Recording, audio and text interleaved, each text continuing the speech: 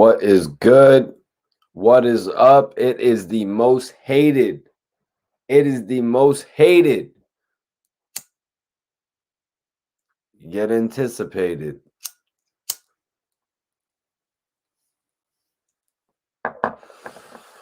What's good, y'all? What's good?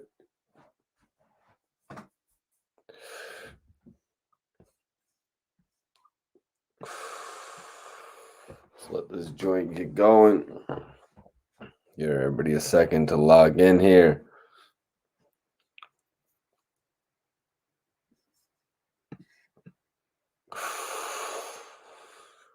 Smoking on some peanut butter breath right now. I don't know if anybody's tried that shit yet. Well, a lot of y'all must have tried that shit. I'm a little late on it, to be 100% honest. I'm a little late on this. But I was happy I didn't have to get like a gram of it. I got a 14 of it. Shit's dope. I already smoked the hell out that 14 though. What's going on though? Let's go.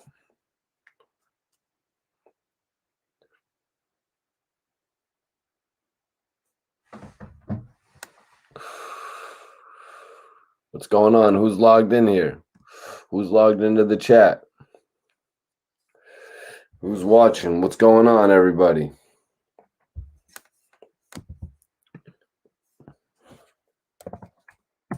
What is good? What is good?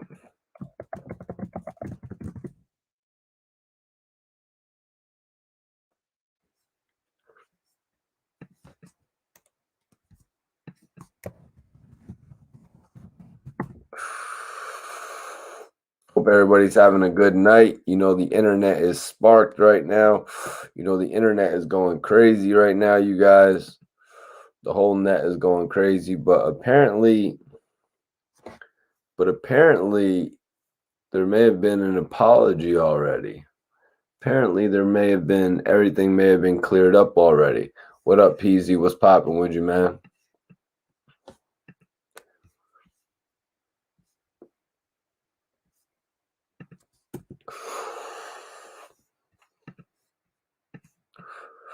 Bad News VA, major salute to Bad News VA. Hoping you saw my new interview that I dropped today with Capone from CNN.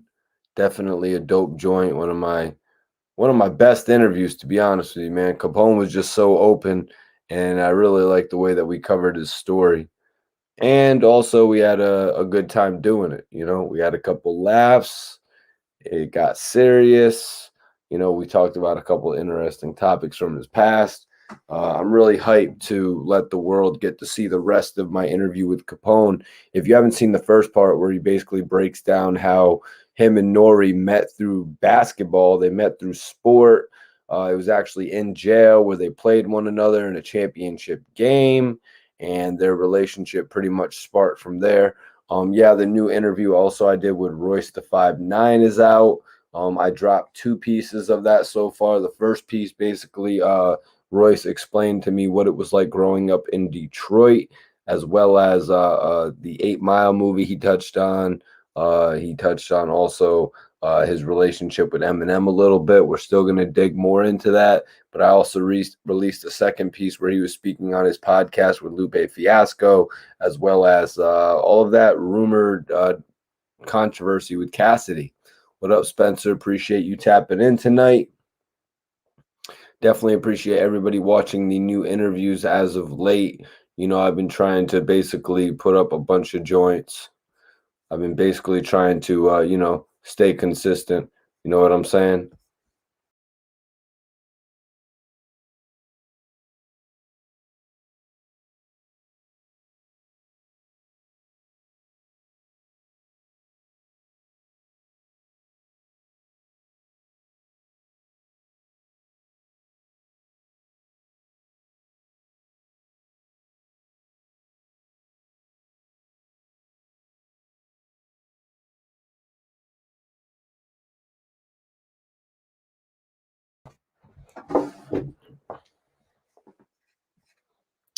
Yeah, Abu, I'm hearing about that, man. I'm hearing about that shit right now. That shit's crazy, man. All honesty, that shit is crazy. What's happening? What's happening, white boy?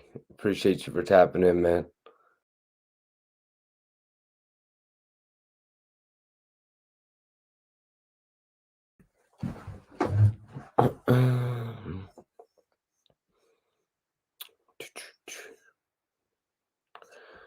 Yeah, Tyler. Yup, we got some news on Fat Trel tonight.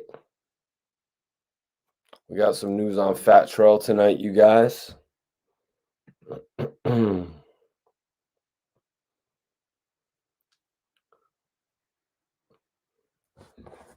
Anyways, let me spark this shit back up while we wait for some people to get up in here.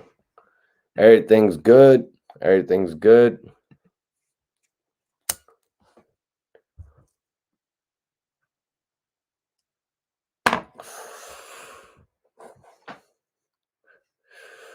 Damn. What's happening?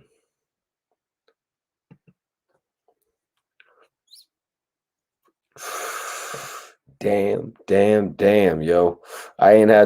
Honestly, I ain't had some good weed like this in a second, you guys.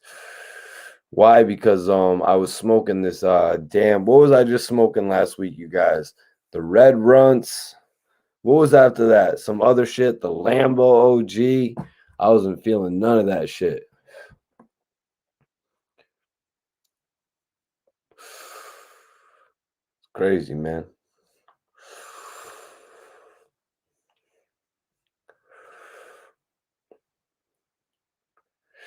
All right, y'all. Gave everybody a minute to sort of log on. Looks like this topic isn't really hitting tonight, you guys. What can I do? You know what I mean? Maybe this isn't a topic for me to cover. Hulk strong. I'm smoking on some peanut butter breath right now. Smoking on some peanut butter breath. Maybe the Hassan Campbell topic isn't one that I should be covering. Let me know. Give me some thumbs up if you want me to cover it or not. Let me know what y'all thinking in the chat. Fly Prolific was popping with you, King. Salute to you, man, for tapping in. Major salute to you, bro.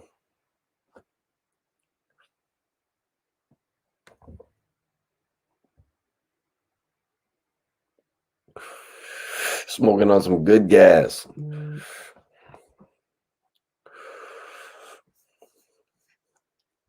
Hope y'all liked my new interview with Capone today, though. And I really hope y'all enjoyed my exclusive interview with...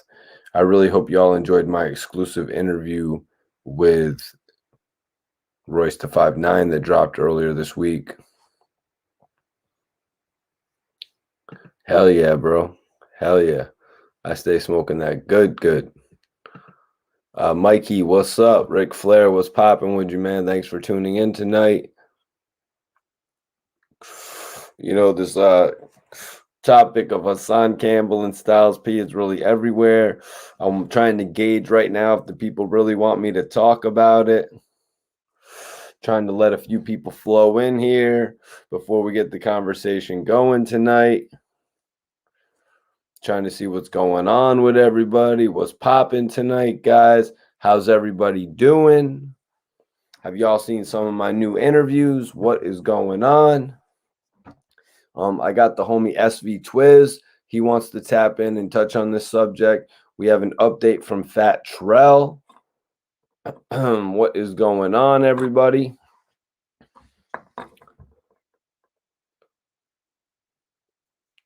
Appreciate everybody tuning in, hitting that like button, sharing this video.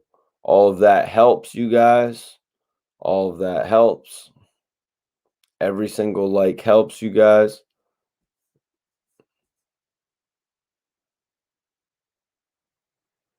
That's right. We're going to get into a dope topic in just a second. Yeah. Styles roasted him. Yep. That's facts. Hassan be confused. Hassan be confused himself.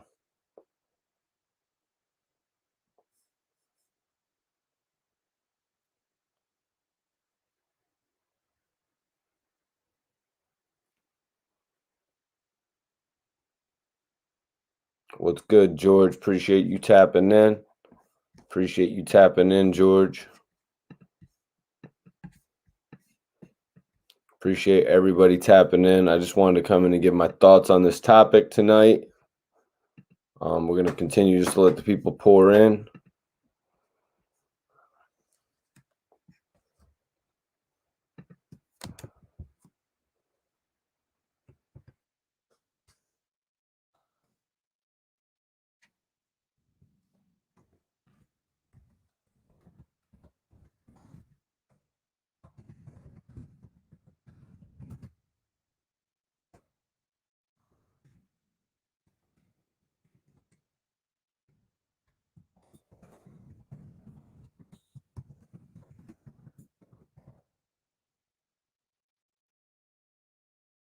What is going on, everybody?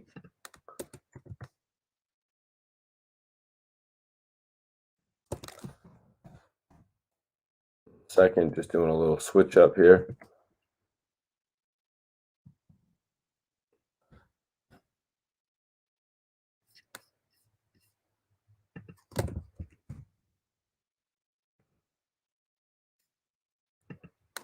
This whole thing is crazy, right? This whole thing is crazy going on with Hassan Campbell right now, guys. It really is. The whole thing is pretty crazy if you ask me. Because a lot of people are saying that Hassan is confused. Some people are saying what Styles P said wasn't wrong. You know what I mean? There's a lot of different talk going on about it right now. And I wanted to come on here and speak for it. I wanted to come on here and actually speak on it because he was actually made reference to Bully. He made reference to Bully from D Block. He made reference to 50 Cent as well. You know what I'm saying? He made reference to 50 Cent as well. He made reference to a lot of different topics that I know about, and I actually wanted to talk to him, but I actually wanted to speak on it. Let's see what's going on. 1 second. I'm gonna send this link to my guy Twiz. My guy Twiz is up to date on this as well.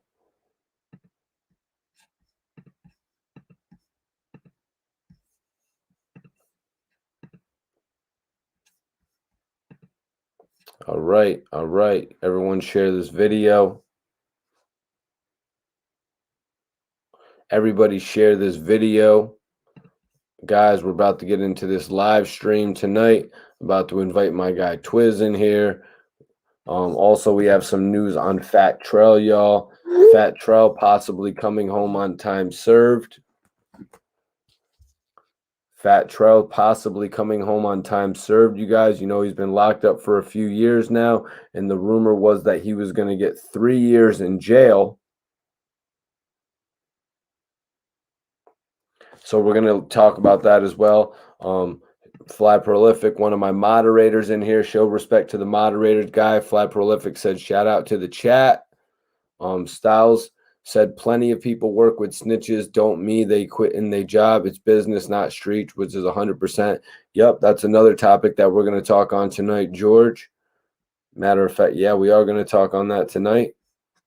We got a lot to touch on, you guys. We have a lot to touch on tonight. This whole situation is kind of crazy. Personally, I don't think that Jadakiss and the Locks, Styles, I don't think they really got over on 50 Cent by calling him a snitch. I don't agree with that. I don't agree with what Hassan Campbell was saying in that regard, you guys. When Hassan Campbell said, oh, you guys called 50 Cent a snitch, I think Jadakiss got over on 50 in a whole nother way. They got over on 50 by working with Ja Rule. They got over on 50 by Miss Jackson. They didn't call him a snitch. They called him Miss Jackson. You know, Styles P and Jadakiss, even Sheik, they really showed that they could come and persevere through that beef with lyrics. I got a lot of respect for them with what happened there.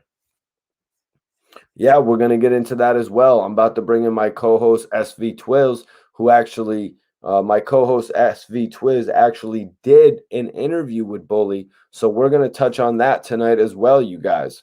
We got to talk about all this because right now the internet is going crazy with what happened with Styles P and Hassan Campbell. And right now I can note that it looks like Hassan Campbell and Styles P actually got on the phone with one another and they talked this out. Hassan said he had been to Styles P's juice bar on multiple occasions. He said he used to go there all the time. He basically was saying that he supports Styles P in his business efforts, in his legitimate business efforts. Styles was saying he has 5 juice shops and he's looking at opening a pharmacy. Styles P was talking about how he's trying to do things to inspire the youth. This whole thing that happened with Styles P and Hassan Campbell seems to be over Styles actually trying to embrace the youth and give them an option to do whatever type of job that they want. But I'm going to bring in my co-host right now, who's going to elaborate on this a little bit more. My guy, SV Twiz, what is poppin'? Salute, salute, Mikey. What's up, Mikey? What's going on, bro? Twiz, I really appreciate you tapping in tonight, man. Thanks for As you having me, know, man. the internet's going wild right now with this whole Styles P and Hassan Campbell issue. And at this point, it does look like the two of them have gotten on the phone and possibly come to some sort of an understanding. Oh, they got on the phone. They Yep. got on the phone. Okay, yeah, you know that it's only right to settle that because at the end of the day, Styles P was just showing growth. Like Styles is Styles, man. We know he was always a serious guy, someone that people ain't played with, but also, when we talking about music, music is business first and foremost, man. So, it's a separation, man. It's a big separation of real life, what I'm talking about, and just getting the bills paid. So I feel like Hassan, he just be going on rants, not to go too far into it. We can touch on it section by section, but I feel like Hassan was, out of pocket for that, man. Just like the Kwame Brown stuff. So, Twiz, for everyone tuning in, can you basically break it down a little bit, the whole thing about how it actually started and what it's actually over? You were telling me it had to do with Styles P actually offering up some advice to the youth. Yeah, well, lately Panero, he been on Instagram really connecting to people a lot. And I feel like that's dope because it's like the era they come from, if you wasn't catching no interview, you wasn't really hearing word of mouth. All you heard was them talking through their music. So he pretty much is reaching out to the people to, let people know the truth. But I feel like the whole thing started because he was on Instagram and he was speaking about his juice bars and him letting like officers and firefighters eat for free. And he said something about, children in the area that might want to be, if you want to be a cop, don't feel bad. You know what I'm saying? Basically telling people if you're going to geek up, as he call it, go ahead and geek up, man, because it ain't nothing in the streets besides throwing your life away. So after Styles did that, Hassan pretty much went on a rant and was like, well, you rap this and that, it's like basically trying to accuse him of being a perpetrator because he raps a certain way. So that's pretty much how the whole thing had sparked off, and then Styles had responded, and it was like a back and forth situation. Right. And one of the things that Styles P said, the business world is not the street world, Hassan. That's what Facts. Styles P said to Hassan Campbell. How did you take that statement from Styles P?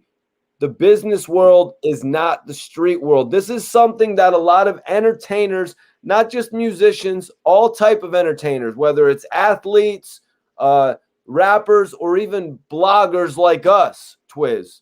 They confuse Facts. the business world and the street world. So how did you take that comment from Styles P to Hassan Campbell? I felt as though it was a strong comment and something that needs to be, a lot of light shed on because a lot of people do get everything misconstrued. Look at these young rappers that's becoming millionaires and then they throw their career away because they shot at somebody or they had to be with these guys. And it like once you on a path to success, that's what it's about. It's about being successful, feeding your family. Nothing could ever take away from your credibility of who you was when you came up in these streets or whatever you done prior before you started your business. So with Styles saying that, I feel like that was just a showing of growth because some people never get it. Some people be 50 years old, still trying to be about that life and balance it out and wonder why things never fall through for them.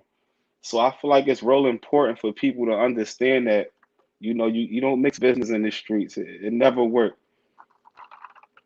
Styles P brought up a situation, with somebody coming up to him when he was at his juice bar, for instance, in CEO mode, in business mode, and a guy came up to him, yo, this guy over here, he ratted, man. He's a rat, and then Styles like, yo, I'm not on that type of time right now, man. Not here to hear about who ratted. I'm here handling my business.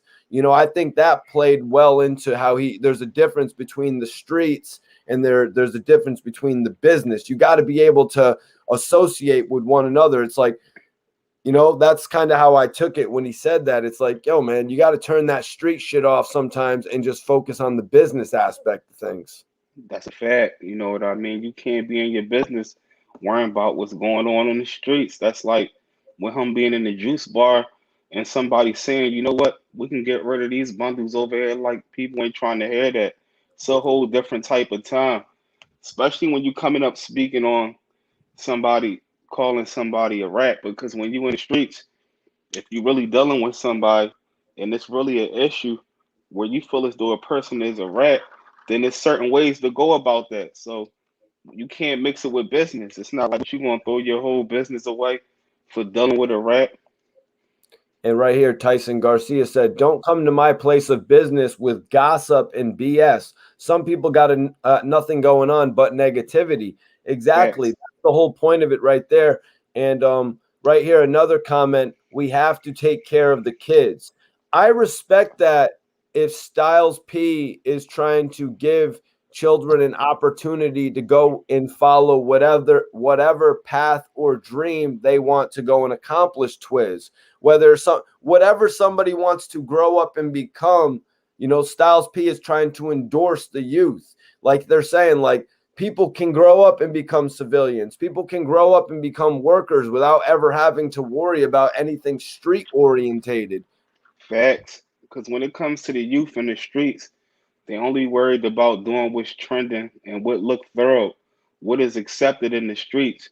A person might want to do something like had their own bakery, but if they a young guy from the streets and they mention having a bakery around their home, you think like, what you gonna go bake cakes or something, dog? Like we out here getting to it. What type time you on? So we need more OGs and even the younger people that's making it, the young and upcoming guys that has success because Styles is a little older. So I feel like it's harder for him to reach the younger people.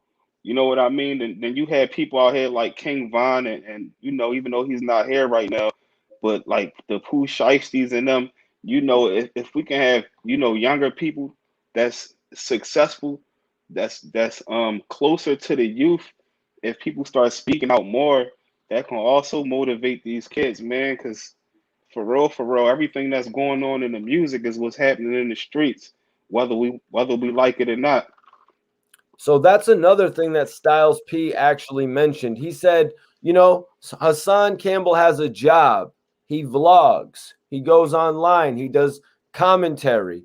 Styles suggested that he went and got a young boy and put a young boy on. You know what I mean? He has an opportunity. A guy like Hassan Campbell, who's online and has 6,000 or 7,000 viewers live, he has a major opportunity to come and make a protege, to come and make 2 or 3 different proteges. I mean, look at us on here, Twiz, with what we're doing. You know what I'm saying? Facts.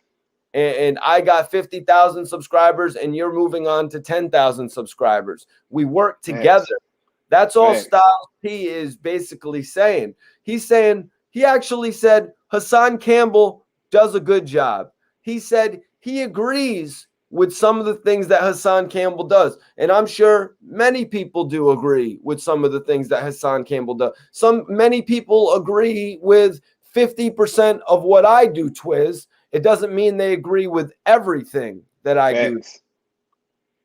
That's a fact, and that's a good valid point right there. Definitely. Yep. So I wanted to also tap in and ask you, why do you think that, or what do you think Styles P means when he says Hassan Campbell is blurring the lines? Blurring the lines meaning as though it's like he was trying to take what Styles P said and made it look like what he was doing was not of honor. You know what I mean? Basically saying like, basically he was just trying to make it like Styles, you supposed to be that same gangster. You supposed to be this and that to the very end. But it really don't make no sense because you got somebody like Hassan where he talk about him coming from the streets, but he wouldn't preach that message to his kids as far as wanting his kids to walk in the footsteps that he walked through. You know what I'm talking about? So blurring the lines was throwing off the message that Styles had. You know, he pretty much wanted to pick apart what Styles said and elaborate it in the way that he wanted to speak on it. When Styles was saying, you know, that's not the point I was making, bro. Like, this is about the youth. We trying to save the youth out here. Like, it's real in these streets. Yeah, I really commend Styles P and what he was saying. He was saying they have 5 juice bars currently. They're also looking at opening up a pharmacy. You can really see the way that he has taken, you know what I mean, his craft. And Hassan Campbell was speaking on some of the first songs that you ever heard Styles P on. Like some of the early records with Bad Boy Records. You know Facts. how else do you expect to hear Styles P coming onto the scene at that point in time, rather than coming up with these gangster raps, these elaborate depictions of the lifestyle that they came from in New York? That's how they burst onto the scene. I Facts. don't think of it as the glorification that Hassan is putting it in. I don't think when Jadakiss first came onto the scene, he could have given us an offering like Why. He couldn't have given us an offering like that. He had to come in the way that Puff and the way that Bad Boy had organized for him to come in. That's a fact. You know what I mean? It's how they came in. We gotta remember they still was from the projects. They still was from the struggle. And they was rapping with people like Big, Mace, all of these guys. That was the lingo right there. It was a few righteous rappers back then, but they was you gotta remember what the lock stand for. I'm talking about living off experience. You know what I mean? So at the end of the day, all their music was about experience. And if you think about it, like you said, Kiss couldn't drop songs like Why, but look at Styles' music even up to this day. He mixes it in. If you pay attention to his music, he explained that he fell back. He mentioned the juice bars. He mentioned, his music changed, truthfully. Like he still might give you a little bit of Panero on it, but that's just for the fans. It's like watching a gangster movie or something. You know what to take out of it. You ain't about to go outside and be like, oh, Styles said this on a record and go shoot somebody in the face. And another thing I do want to point out, though, Twiz, is that Jadakiss did release a conscious record like Why when he was in the middle of the height of his popularity. So Facts. I'm not all too sure as to when Hassan Campbell was in jail. I'm not all too sure of his complete biography. I've never interviewed him or anything, but Jadakiss in 2004 at the height of his popularity, after having records like Knock Yourself Out, you know what I mean? After having like major records with Eminem and shit like Welcome to D Block and all types of records like this, he came out with a joint like Why. He came out with a joint where he looked in, you know what I mean, to what was going on with society, you know what I mean, and trying to open up Facts. in a whole nother way. So, in all honesty, Jadakiss's whole career was not based on violent music. Jadakiss's Facts. career is more so based on good music, like his album Top 5 Dead or Alive. Yeah, that's a fact. You know what I mean? They mix it up, man. A lot of they, even if you take it to Money, Power, Respect, to that album, it was like their music is like stories, bro. Like when you sit up here and listen to it, it's a meaning behind it. You know what I mean? They the definition of a true artist, MCs.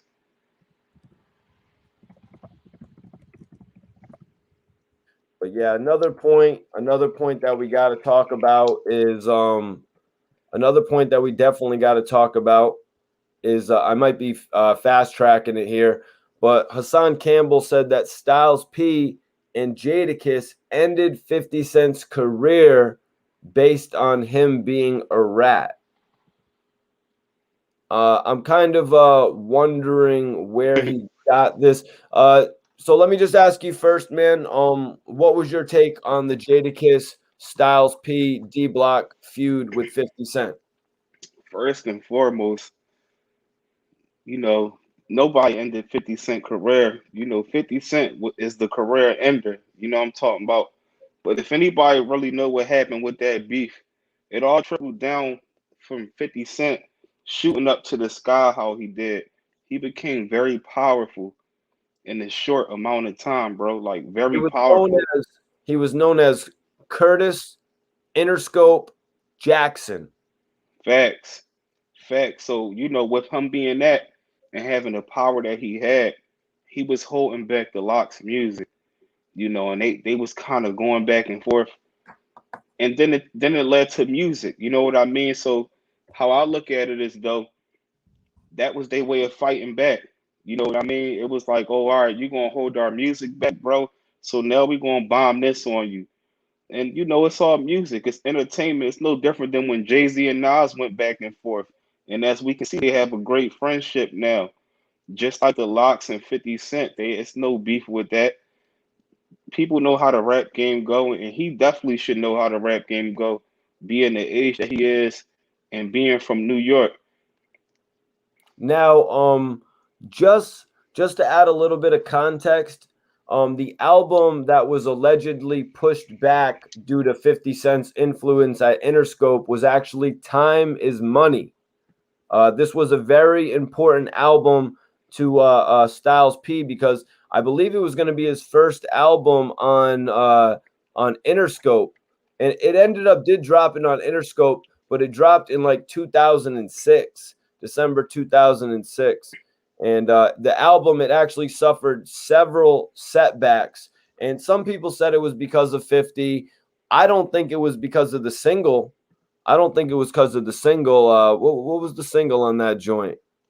I can't tell you offhand. I think it was Burn Maybe One Down. somebody in the chat might know. Yeah, what was the single on that? I thought that was Roll Something Up So I Can Just Blow Your Mind. Blow That's your possible right there. Blow your mind. mind. That's possible. Yeah. You know what I mean? That was a big record for Styles P, but honestly, because it was like kind of like his ascent from the, you know what I mean, from the independent circuit to a major like Interscope, but Facts. they say that 50 kind of messed it up. But Facts. And one thing also I say is that they kind of messed 50's career up with the records like Checkmate, records like Miss Jackson, all the work that Sheik Luch was putting in on 50 Cent. But let's really break this thing down because if you really know about 50's feuds, he actually did not lose this feud with Jadakiss and Styles P. yeah, he definitely ain't lose that. He definitely ain't lose it, man. It was to the point where Styles was on the radio with 50, and Styles was like, I don't need 5, 6 cars in my garage. And 50 Cent, like, well, I do. Like 50 was like trying to talk business to him on the joint. Like, you know what I'm saying? Like, bro, like I had a game plan. Y'all need to follow my game plan. But I feel like the Locks was so upset because of what they dealt with in a prior deal where they felt like things wasn't working out when they was with Bad Boy and things of that nature. So it's like, damn, we got this guy 50 Cent that came out way after us. He used to be in the house watching us. Like, you know what I mean? We rap with Biggie Smalls, bro. Like we was hot and relevant since the 90s. So now this guy think he can come and tell us how to do business moves where they wasn't having it. You know what I'm talking about? It was still 50 went a step further, Twiz. He said, Styles, listen, just have your people. I'm going to have my people call you. We're going to get you a deal situated. We're going to get some music out. It's like, what? Come on, man. The man's clearly got his music situated, Fifth. The man has clearly got his music situated. Now, I'm not saying that the Locks didn't decimate 50 when it came to lyrical warfare. They sure as hell decimated 50. 50 couldn't come back at these guys in any shape or form except for to attack their albums and try to facts. sign them into deals. Sort of like how, like I was just saying, it was Rough Riders Interscope, G Unit Interscope, Death Row Interscope, like how Shook Facts. got Pac. Like, yo, Facts. man, just bring it over here, man. You know what I'm saying? Facts. So I'm not saying that they sure as hell put a lot of dents in 50's armor. The Locks put so many dents in 50's armor that Rick Ross plowed him through and destroyed him. I think that's where I'm correct. Facts. But the information that they had leaked out, it was already floating in the streets. You know what I mean? They ain't do nothing but really put it on wax. Um, Another thing of it is like if D Block or the Locks had gone as crazy on 50, calling him a snitch, sort of like what Irv Gotti and Ja Rule were doing, I don't think 50 would have ever forgiven them. 50 ended up working with both Jada and Styles P on his Animal Ambition album, Twiz. Yeah, facts, man. Because 50 don't let that stuff phase him. It's like 50 really had love for the Locks, really got love for him. You know the rappers that he don't got love for because he don't stop. He constantly, poke holes in they career and the legacy they try to build. But as far as with the Locks, they was just upset, man. It's like, we heard stories in the past, and I don't want to get into details, but we heard stories in the past on how they dealt with situations, when their prior deal didn't work out. You know what I mean? As far as getting money for royalties and things of that nature, where they was like, Bro, on the aggressive they type went time. they went Ice Cube crazy. Yeah, did. They took a page out of Ice Cube's book and went up in the label, With the throwing bats. chairs. You know Yep, what I mean? yep, yep. And that's what I was talking about. So they was already upset. So by the time that had happened, they like, not again, bro. Like, we not having this again. So what they tried to do was they tried to play chess and they just put it on wax. It was never nobody getting physical or hurt, nothing like that. You know what I'm talking about? So iceberg in the building. Yeah, we got 500 people in here. Y'all need to tag Hassan Campbell and tell him to tap in with us. Facts. Make sure y'all punching that like button too. Y'all already know how we carry it over here. We just getting started. So, yo, Twiz, I really wanted to just break down that little portion of the beef with the Locks and 50 Cent because it's something we haven't really tapped in on. And, there was a lot of 50's beginning opponents like Ja Rule, who may or may not have assaulted him in the street and made him look weak. There was The Game, who came through and hit him with lyrical terror, but still 50 owned the man's contract. 50 was getting paid off the man's albums if he did well. So 50 seemingly won. Jadakiss and the Locks were the first one to come in with almost no ties to 50. And then they gave him that lyrical warfare. But 50, poof, comes out. I'm Mr. Interscope, baby. I'll push the shit Facts. back. One more word out your mouth, I'm gonna push Styles shit back. You know? Facts. And then what did they do for Fat Joe?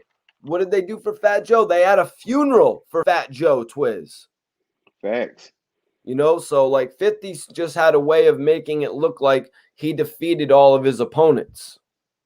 Facts. He is. He definitely business minded and super strategic. Salute to you, Chase. Appreciate it, man. Shout out to everybody in the chat room, you know what I'm saying?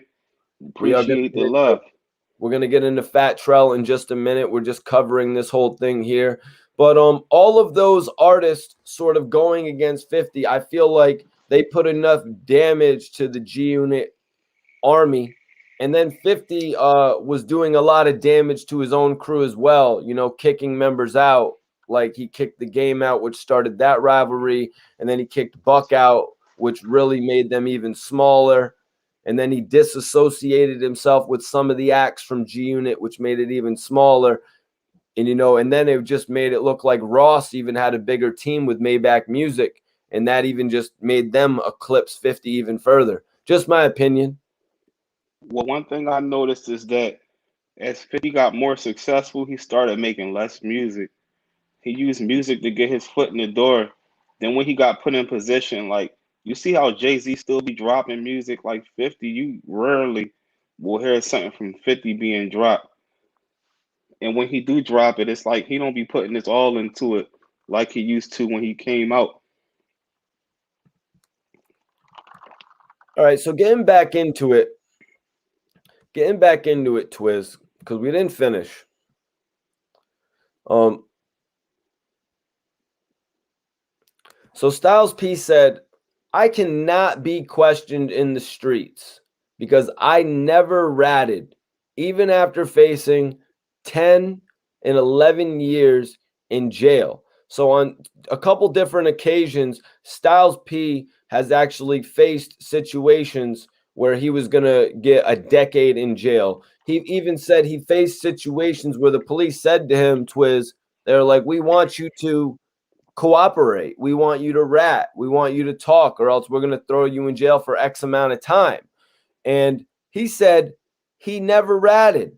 So his authenticity in the street cannot be questioned. And that makes me see the fact that he could be okay with somebody growing up to be a lawyer, somebody growing up to be a firefighter, a police officer, hell, a district attorney. You know what I mean? That's your prerogative. Like, how do you take that, Twiz? That's a fact, man. It's like Styles didn't tell nobody, like, you know what? If you get in the streets and you get in a tight situation, it's okay to snitch. He didn't say that. You know what I'm talking about? So basically, what he was saying was, when he was involved in the streets, his name was always 100. He did what he was supposed to do when he was in interrogation rooms, when he had to sit down. So his whole mission is to save the youth. It's just like you can be the biggest street guy in the world, and then you grow up, and then you have 8 kids. Let's say you got 8 kids, and one of your kids become a homicide detective or something. Are you going to disown your kid for choosing that path? You know what I mean? Like you said, it's about the youth now. We sit up here and we complain about the killings and trying to save the kids, but who's steering them in the path of what's right? You know what I mean? Exactly. And why, you know, why chastise a man? Why come at a man no matter what point of time in his life that he's going to try to affect and change somebody else's? You know what I'm saying? It's like Styles P. If you look at Styles P's career, I mean, we were just talking about it. The Time Is Money album released in 2006, it faced major setbacks. You know what I'm saying? Facts. We saw what happened with the Lox's career as well, going from Bad Boy to Rough Riders to not really having a label that was, that was going to even put them out. You know what I'm saying? To having to form D Block because the Locks were tied up. You know, like Facts. they obviously were not in the right situation financially, but I think potentially the juice bars could be Styles P's best business ventures. It could be because on top of that, let's not forget he employing people. You know what I'm saying? These people are from these communities. And on top of that, he's giving people, the temple is the body is the temple. You know what I mean? So he speaks on, natural products and putting the proper things in your body. Like they say, health is wealth. So he's like killing two birds with one stone. So Styles P says that he's out here trying to get the youth out of out of the direction, out of the bad direction, and after spending time in jail yourself, Twiz, how does this resonate with you? It's true, man. Being in that jail, it's like, you get so degraded, man. So many long nights, days where somebody might have got banged out, stabbed up, I'm talking about in the jail or something, and you don't even get to come out your cell the whole day. You might have wanted to call, talk to family. You might have had to make a legal call, try to get in contact with your lawyer. You got random shakedowns where you gotta come in, COs got you stripping naked, and there's nothing you can do. You get degraded so much, you like we say in Islam, you want for your brother what you want for yourself. So if you did 5 years in jail, if you did a year in jail, would you really give information to children, these young kids out here, to give them that shoot 'em up, bang bang information? They out here catch two, three bodies, and it's all cool till 3, 4 months later, 3 in the morning, they door getting kicked in, and now they sit and fight in the body for like 4 years. They get convicted, their life is over, man. Especially depending on where you live at, like out Philly, bro. Like life is life. It ain't no. They don't say life and you only doing 15 years. Like they say life, you gotta leave in the casket, bro. Like they ask you, where you want your body sent to after you die. You know what I'm saying? So So, it's real Twiz, out there. Hassan Campbell was apparently in jail. As I said, I had heard him mention that he had faced three separate times that he was in jail. Rikers Island at 18 years old. Um, Shooter, one Bird Gang affiliate Shooter, actually retorted. He said, "I had dudes at that age washing my socks." Twiz, can you take me into going into jail for somebody at the young age of 18? How different is it for somebody obviously in their mid 30s? It really depends on who you are. It's people in their mid 30s that could be washing drawers. You know what I'm talking about? So it depends on who you are, because it's 18-year-olds in there that's connected and know the right people. You know what I mean? And they be all right. But most of the time it's really when you go upstate. Like when you go upstate, that's where the old heads really run that joint. So a lot of young boys come in there with hot heads and they get put in their place by them old heads that been up there 40, old heads like 63, late 50s, strong as an ox, and they've been in there since they was like 20. So it really don't matter your age. It depends on who you are and how you carry yourself. First and foremost, you don't never want to step on no gel like you a tough guy. You know what I'm saying? A lot of times a person might know. It's like groups in jail. Don't matter what jail you go to. There's groups of people that hang with each other. So you might know you might be, blessed to know the strongest group on your jail block. You might be blessed to know the strongest group on your jail block. Most of the time, that's when people be reckless. But if you on the block and don't nobody know you, bro, like you be humble, you play your part and you just try to get your time out the way, man. So age don't really got nothing to do with it. All right, so I guess I was going to ask you, are the younger kids more likely to get taken advantage of, or like you were saying, not necessarily? Not necessarily. It depends, what type of person they are and who they know. If you a young person and you come in there like you run the joint and this and that, you got other young bulls that'll run down on you. So I never witnessed. That was my first time going in there. I was 18, falling on 19, and it was a lot of people that was my age. But I never came in there and witnessed a old head just come and mess with a young boy. You know what I'm talking about? Like young boy had to be out of pocket or do something out of pocket, and then the older guys would check him. Like you know what I'm saying. But it don't. It's not really that type of prayer. They don't like on State Road, man. It's like it's just different, man. It's different. Like young boys be having to watch out for the other young boys. You 18, you gotta watch out for the niggas that's like 18 to 23, and you just got commissary. You going to your hut with your commissary bag, and then you look up and it's 12, 13 niggas coming in your hut, stomping you out, stabbing you, and taking all your shit. So that's pretty much what it is. But the old heads don't really mess with the young boys unless the young boys get out of line. Until you go upstate, upstate is where the most of the time where you're talking about somebody might try to violate you. One of them old heads up there might try to violate you. So another major topic of this whole thing, I gotta say, well, that relates to you, Twiz, is actually Bully. Um, Now you actually had the opportunity to Bully. interview Bully, who came up, and apparently, Bully has one of Hassan Campbell's favorite songs, a record with Bully and Styles P. Odd enough as that sounds.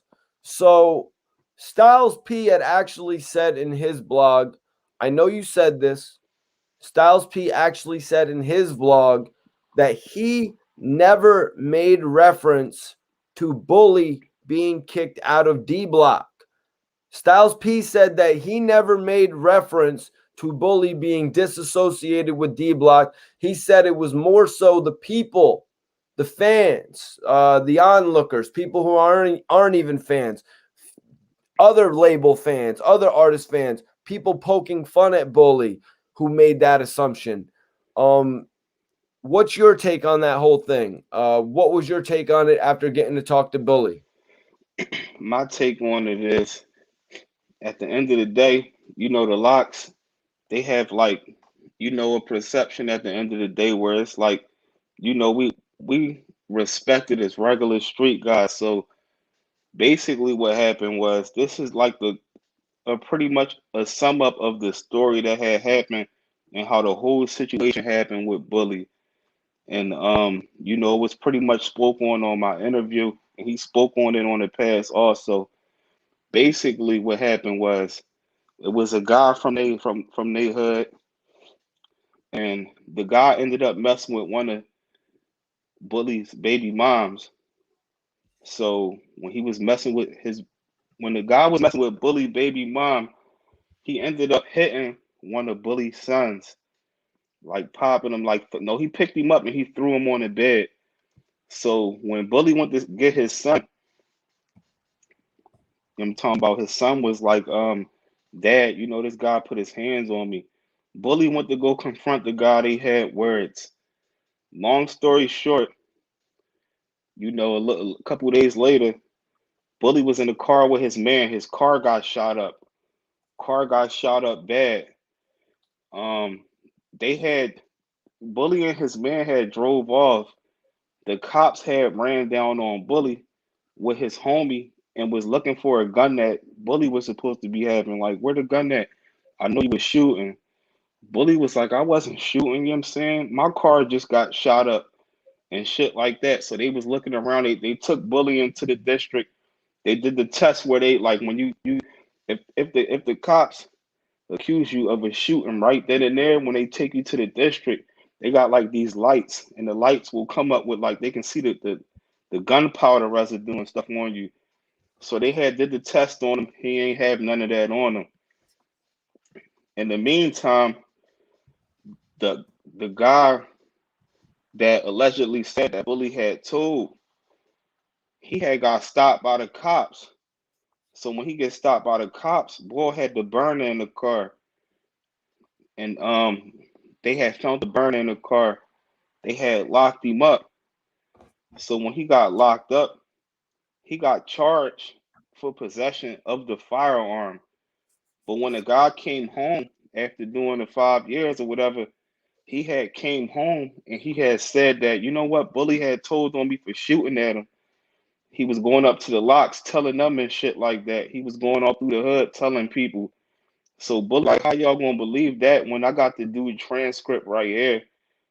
The transcript, he pulled it out. I also got it on the interview where he speak on where he showed the transcript, and he only did 5 years. It say 5 years for possession of a firearm.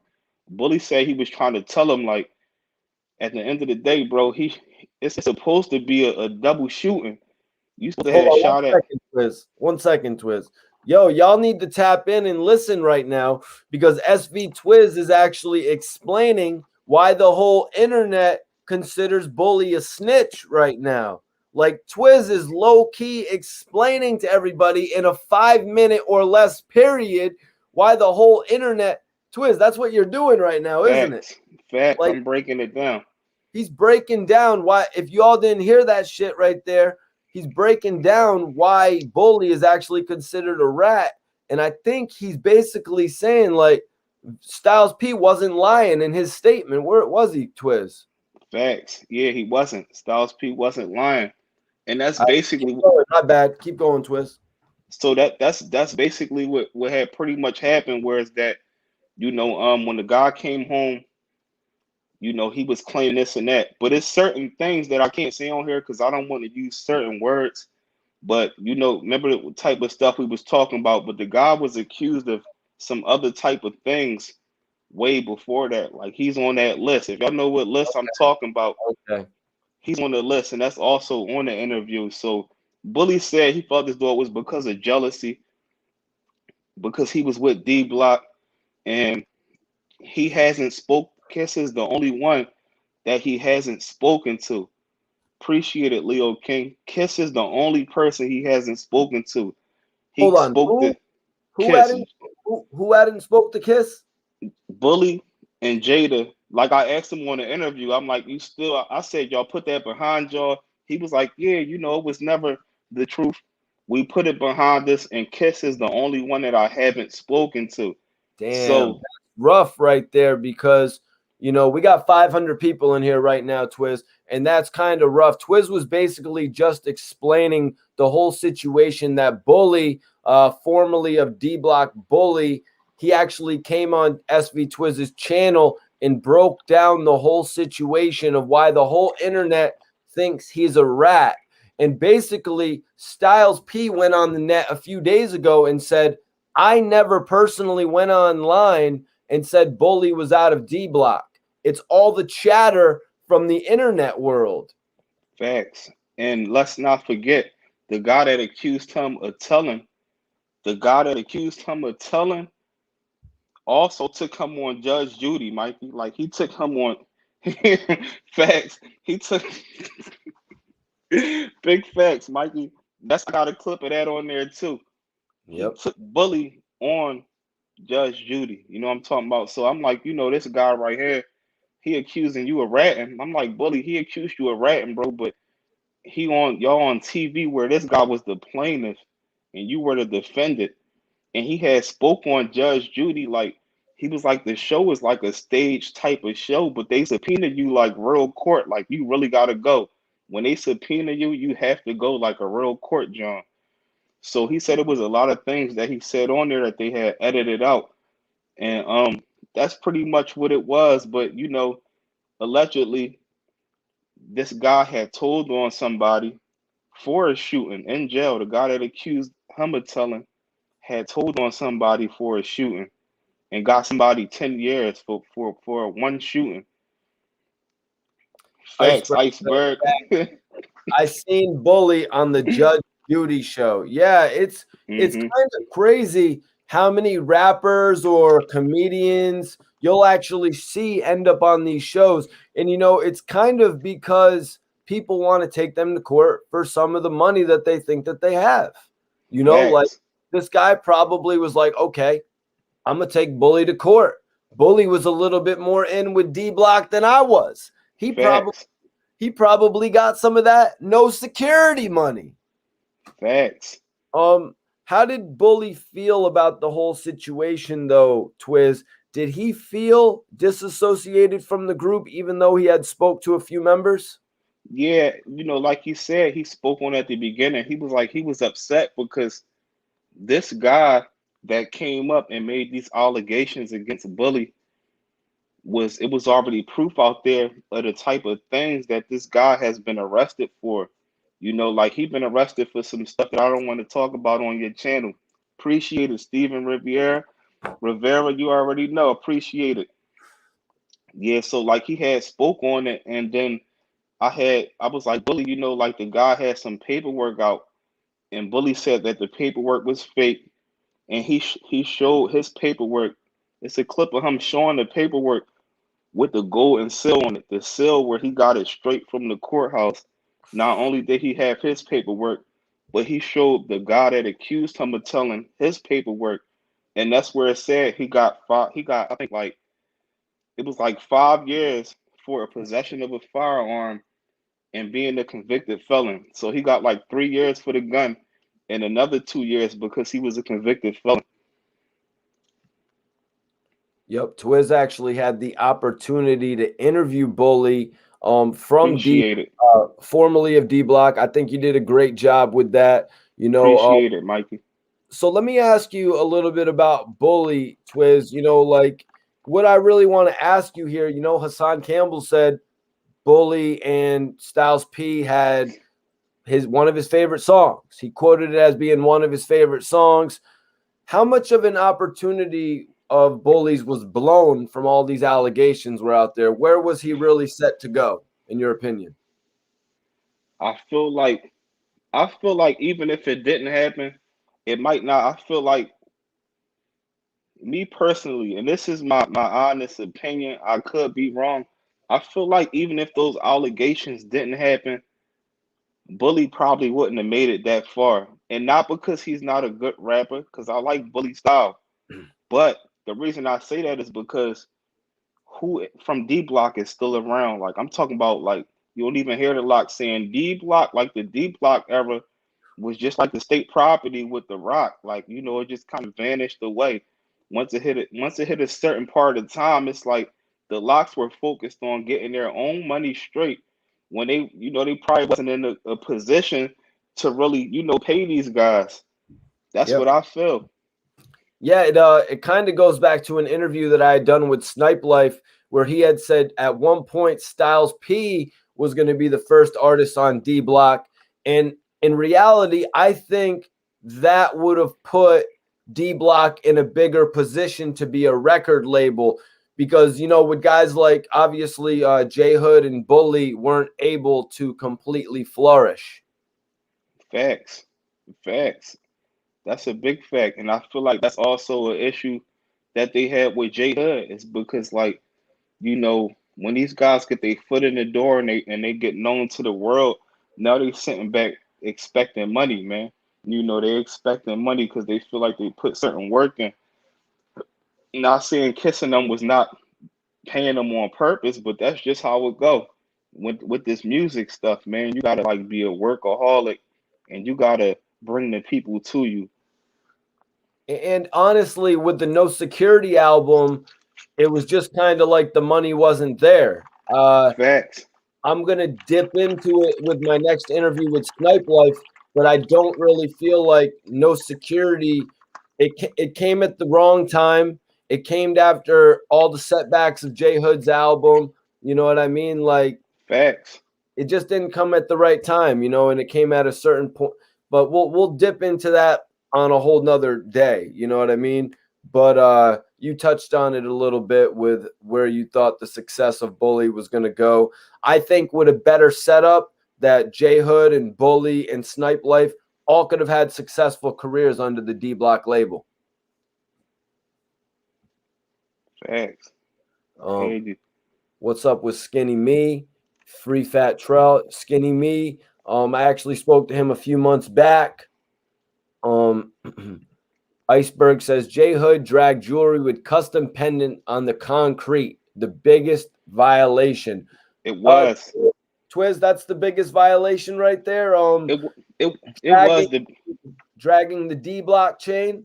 that was real big. It was real big because this was at a time when that internet stuff first started, where people was like doing vlogs and shit like that. So it was a hurt piece because not only did he do that, he slid under 50 Cent and still wasn't successful. You know what I mean? So it just kind of made him look like he just jumped ship. When that wasn't necessary, man. They was men. They gave Hood an opportunity when he was a kid. You don't hear Cassidy going around talking about Swiss beats. You know what I mean? It's like you got to be respectful and always have love for the people that got your foot in the door. Because truthfully, when you I always look at it as though once you get that light shed on you as a rapper, it's your job to do that work, bro. Like, Well, you let's be know, honest, man. They're from two completely different parts of, you know what I mean? Philly and the Bronx. You know what I mean? They're from two different completely. New York dudes are different than Philly dudes, man. When it comes to that type of shit, I want to say, you know what I mean? Uh, yeah, it was I don't know. definitely crazy. Yeah. So, Twiz, just in general, seeing this whole thing start off with Styles P and Hassan Campbell, what did you think? Like when it first came to your attention, what were you thinking about it? The fact that seeing Styles P go as far to respond to a blogger, which I believe he said that he had never done before in the past. I believe Styles P said that. Like Styles said that you never seen me doing a video dissing somebody, calling them a snitch, or I think he said something like that. Facts. It shocked me to see Styles P respond, but then I understood why Styles P responded. Cause he look at this guy and he like, damn, this guy got a lot of followers. I don't want people to get it twisted. Just what surprised me the most is that he at least said his name. A lot of times people in those shoes, they be like, you know what? I hear people saying this and that on the internet, so he kind of shed light on that man name by even mentioning his name the way he did. For him to be who he is, I felt as though me personally, I wouldn't have said the God name. I would have addressed it without saying his name. You know what I mean? It just shocked that's what shocked me the most. We know what Hassan Campbell do. You know what I mean? He got something to say about everybody.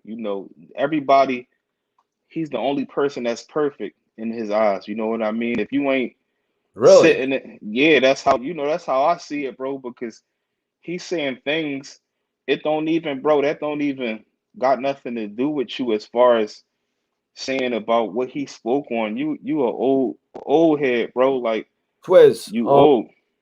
Uptown OG says Hassan got under Ghost's skin. Yeah, he got under his skin because what he was saying, but mainly his following. If somebody would have said that same thing that Hassan Campbell said, and With it would no have got following. exactly, would have got 600 views, it wouldn't have been no response.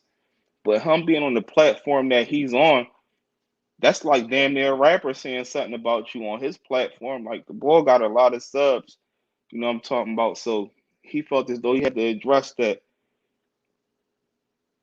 Fast Eddie says Hassan is a shock jock. He loves to get attention, negative or positive. He do.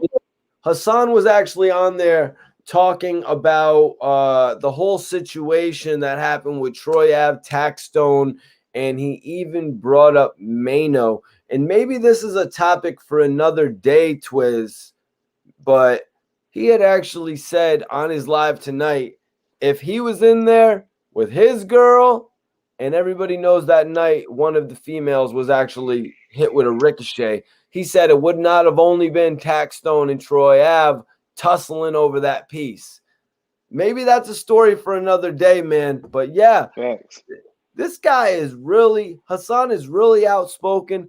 I can't say I disagree with him, man. Hassan has gotten to a point right now where the whole internet cares about what he says. So why not say the complete truth of how you feel? There's Facts. there's a million other people out there who feel the same way, who don't, like you said, if anybody goes out there and they make a blog, you know what I mean? It'll be like the tree falling in the woods when nobody's there to hear it. You know what I mean? Facts. But Hassan is like a tree falling in the middle of a city. You know what I'm saying? Facts. It's like timber. You know what I mean? Look Facts. out. You know what I'm saying? So, Facts. but in all honesty, Twiz, Hassan said that he had just got off the phone with Styles P. Everyone tuning in, you guys probably saw it on Hassan Campbell's live if you weren't in there earlier. He said he actually got on the phone with Styles P a little bit earlier. I think he said he might have been on the phone with Mano as well. But what do you think about the fact that I wanted to ask you, Twiz, after I heard it, what do you think about the fact that they got on the phone so quick? I feel like Hassan Campbell was just happy because he got what he wanted.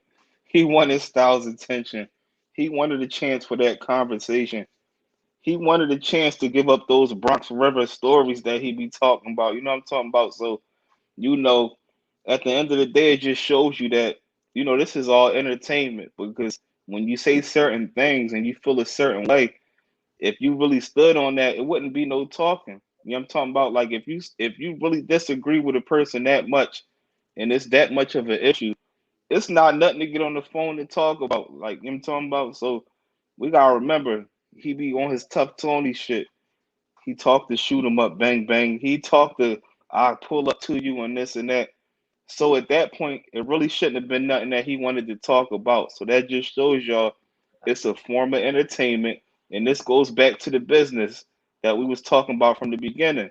He playing chess in his own way, whether people like it or not. Honestly, man, I think Styles P and Hassan Campbell are stronger together, man. Like, I think if Styles P got on his channel and said this and that about Hassan, because you got to take into regard that he said a lot of the time he doesn't disagree with this man. You know what I'm saying? He said a lot of the time he doesn't disagree with this man. And just hearing that, it makes me think like, yo, these two possibly getting on the phone, they could work out their differences and coexist with one another because they're both obviously very intelligent. Facts, I hear you. Yeah, definitely hear you. You know what I'm talking about? You got a point there. But yo, we got a special guest who's about to tap in, y'all. 1 second, let me see if I could bring him in right now. We got Santos, the Human Torch. Yo, Oh Santos, man, you getting set up right now? flame on. I think he on mute right now. All right, just get your video set up, and we're gonna bring Santos back in. Before we get into the exclusive interview with Santos, I want to touch on Fat Trel. Fat Trel has been locked up for a few years now, you guys. Fat Trel actually made a name for himself working with Master P, and then he actually bridged that into a relationship with MMG. What has been the thought of Fat Trel over the years in Philly, Twiz? Definitely, he always seems solid, man. He make good music. He come from DC, so we I don't want to say right around the corner, but we right around the corner, man. Shout out to DC, shout out to Baltimore, the DMV period. He just got caught up in an unfortunate situation. Hopefully with him coming home, he can get his career back to where he needed to be. But he always seemed like a solid guy. Now, back in December, I want to say just before the new year, I want to say Fat Trel was talking about a sentencing. Somewhere around then, he was talking about actually getting sentenced. But now he's revealed that his official sentencing date is 2 months away. I'm going to read a message right now that he actually posted on his Instagram. He said, I am not home yet. He said, Dear IG, I am not home yet. I repeat, I am not home yet. We should all know how rich dudes live in jail. Put two and two together. No, I'm not home yet. I get sentenced on September 23rd, and we're pushing for time served. The rumor was that Fat Trel was looking at 3 years in jail. Right now, he's been locked up for quite a few years, maybe over 3 at this point, Twiz. And they say they're looking for time served at this point. Now, Facts. Now, I want to get your take on that lingo, though. He said, we should all know how rich jail dudes live in jail. We should all know how rich dudes live in jail. Put two and two together. What's he talking about there, Twiz? Well, just to keep it, with clean boundaries, I don't want to say too much, but what I can say is 4, 5, 6 commissary boxes. You know what I'm talking about? You normally get like one commissary box. He getting all the commissary he need. He get the red carpet rolled out for him, and COs be kissing celebrities' asses, bro. Like, they can do whatever you heard about in jail. They get to get all of that done. If y'all can read between those lines without me saying too much, but Yeah, you no, know, I got to ask you, man, because honestly, I was talking to Capone and they were premiering his video and they had it on in the day room and he wasn't even allowed to leave his cell. He snuck out of his cell. He snuck out of his cell, went to the day room, and then the dude saw that he was the dude on television, and then the CEO was giving him 20 extra minutes. He was giving him facts. 20 extra minutes for cigarettes and all type of shit. Facts. Like they get their cells open first. They get to you know, like they got something in jail where you could be locked down. And during lockdown, they will let what they call the block workers out. The block workers will come out, they sweep the block, they do things. But if you got status, if you like a celebrity, you coming out with the block workers, but obviously you ain't doing no work. You first on the phones, you know what I'm talking about. You get the red. They make it comfortable as possible for you because they be hoping that you remember them when you get home. You know what I'm talking about, like they be wanting help too. You guys, we are ready to bring in our special guest. We got the Human Torch. Yo, Yo, Santos. y'all, what's going on? Toes, Y'all can hear me good? What's going on? Peace, yeah, King. definitely. What's up? Flame What's on up? in the building. You already know. For sure, for sure. All right, Toast. We Definitely. got 380 people in the building right now. I want everybody on here to follow Toast on Instagram right now. Toast, what's the big social media platforms you're on right now, bro? You on YouTube? Yeah, I'm everything under just Santos LB4R. Yep, you can find me on all the platforms. Yes, sir. That's what's up, man. Toast, I'm glad you're joining us tonight, man. You know, you kind of got the whole world looking at you right now, man. You've really been putting out a lot of dope records, and you got the whole world looking at you right now. How does it feel? How you feeling? I really just work. I honestly didn't even know that. I didn't even know the whole world was looking. I honestly didn't know that. I just do me. I just since I came into the shit when I was like what 19, when I was killing the come up show and I was on the radio every night and I had the biggest name in Philly, I never looked at it like, yo, I got all these people. I just always was doing it because I love doing it. Like it never was for the hype and for other people's like amazing, you know what I mean? For other people's validation from others or from comments or shit like that. Like that never like mattered to me. That's probably not why I'm not as far as other rappers that fraud on their platforms and do shit for clout and for likes and for validation of others, because I never cared about that. I just do it from the heart. So that's what kind of make me different than a lot of rappers. Nah, Toast, man, you've come really highly regarded from my co-host Twiz. He's told me quite a bit about you. I appreciate that for sure. You Appreciate that. already. Real rap. First, Santos, if we could, man, could you give everybody watching a little bit of history as far as where you're from in Philly and how life was for you coming up in Philly? I'm from West Philly, you know what I'm saying? Average story, you know what I mean? Single parent household, mom struggling, stuff like that. But the difference is with me is, see, I always had big dreams as a kid because I didn't go to school. Like I didn't go to school at all. Like my school history was fucked up. So I as a kid I had a lot of time to dream big. So when I was 13, I caught a flight to California with my cousins. I wasn't even supposed to go, but I caught a flight out there, and then I seen how big the world actually was. And from then, when I went back to my block, I told my old head I didn't want to hustle no more. He was laughing at me, but I said, "No, I'm gonna go rich." And he really laughed at me. He in the feds now, but always said, "How you gonna get money?" I said, "I'm a rat," and the nigga was laughing at me. I never forget them. They was laughing hard as shit. But I had seen Hollywood already. You couldn't change my mind. You didn't tell me that I wasn't gonna be successful. You know what I'm saying? So That's how it is. I didn't want to be inside of poverty. I didn't want to accept that. I had to deal with it, but that wasn't my final stop. I knew I was going to go past that. So Toast, how was actually getting into the game for you? You know, like when did you see that first opportunity to actually get near the music industry? Um, well, when I was like 15, I did my first show in Hollywood, and like I said, it wasn't really like it wasn't even nothing like that happened spectacular. It just was a confidence that I had. Like I did a song with Nick Cannon, little brother Ruben Cannon, that summer, and just a lot of low level shit that was happening that just made me think like, damn, like nobody from my neighborhood has done this. Nobody from my neighborhood has got this far. This at 15 years old.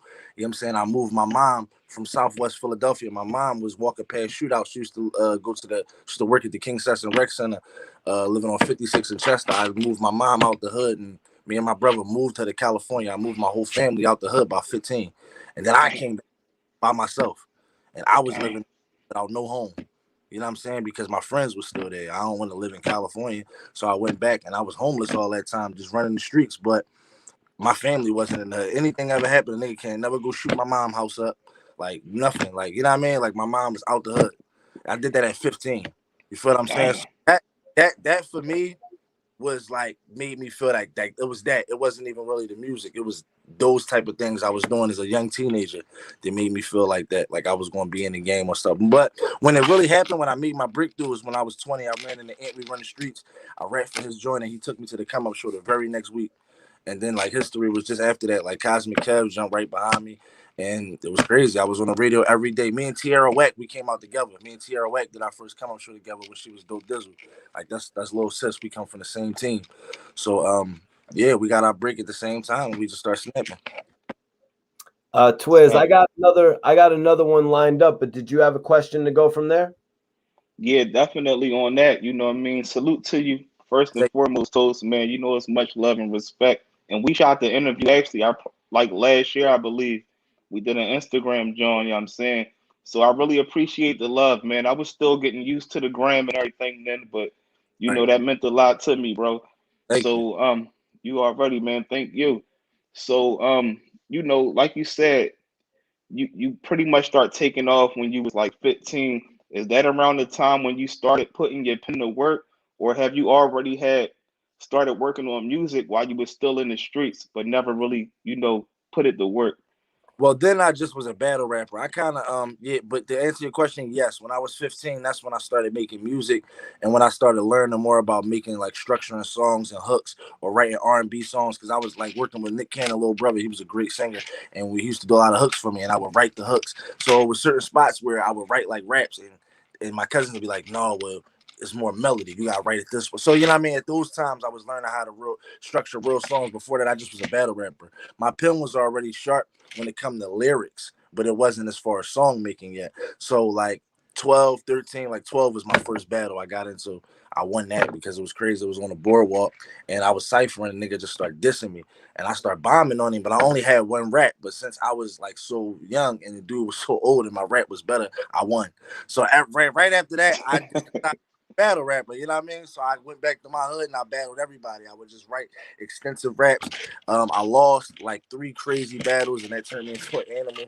And that's just who I was. Like I was just a battler. I just used to run around my neighborhood battling everybody.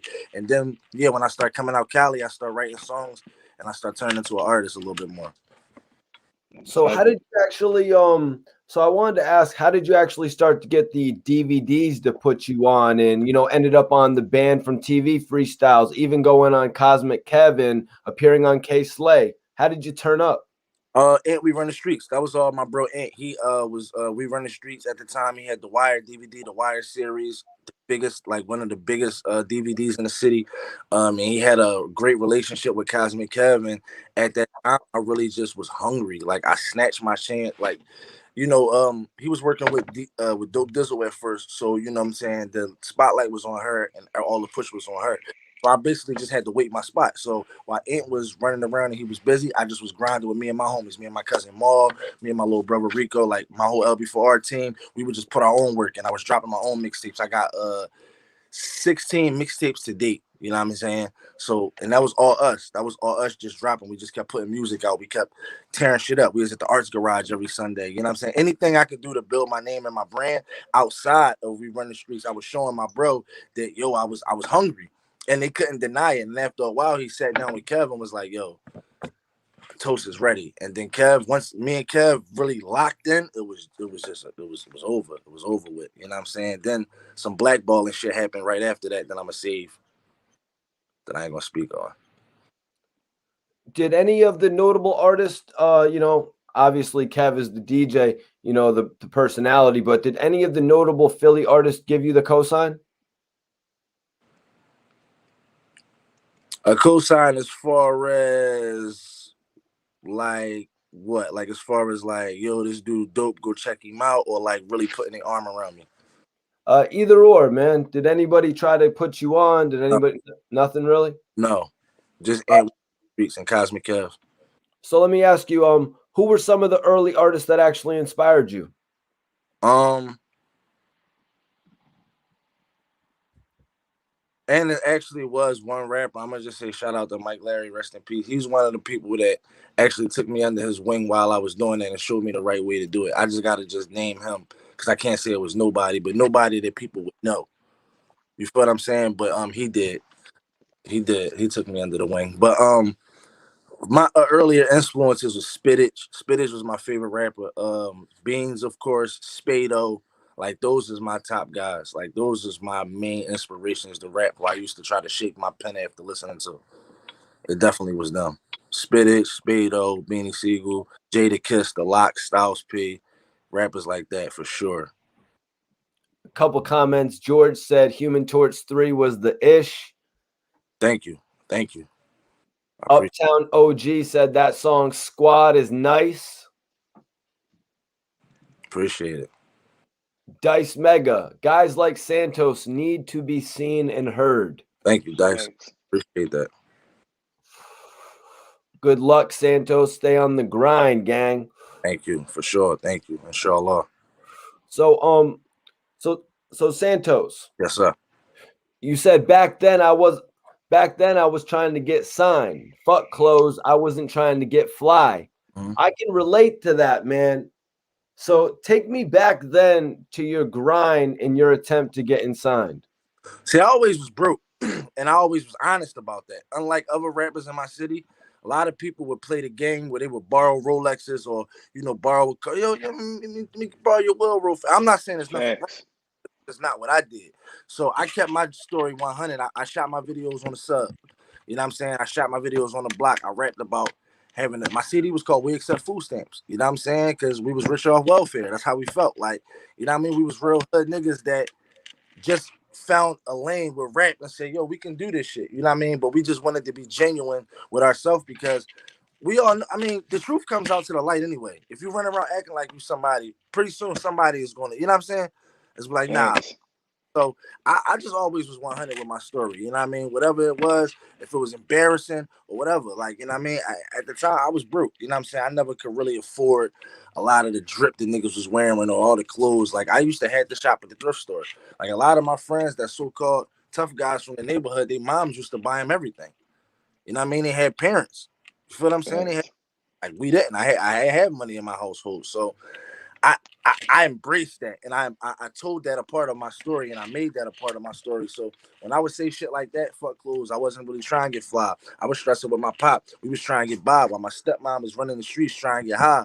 Like I'm explaining to you my story, you know what I'm saying, without no bake on it, without no type of, you know what I mean, no cut on it. Like, you know what I mean? People just be trying to make this shit sound fly. I ain't really care about that. I wasn't the biggest drug dealer. Wasn't never the biggest killer, none of that. I mean, I always said what I was. You feel what I'm saying? And that's why I'm real within myself. A lot of people can't be real with themselves. I'm just an honest human being. So I always kept the honesty in my music. That's all. So Toast, I gotta ask you, did any record deals come your way?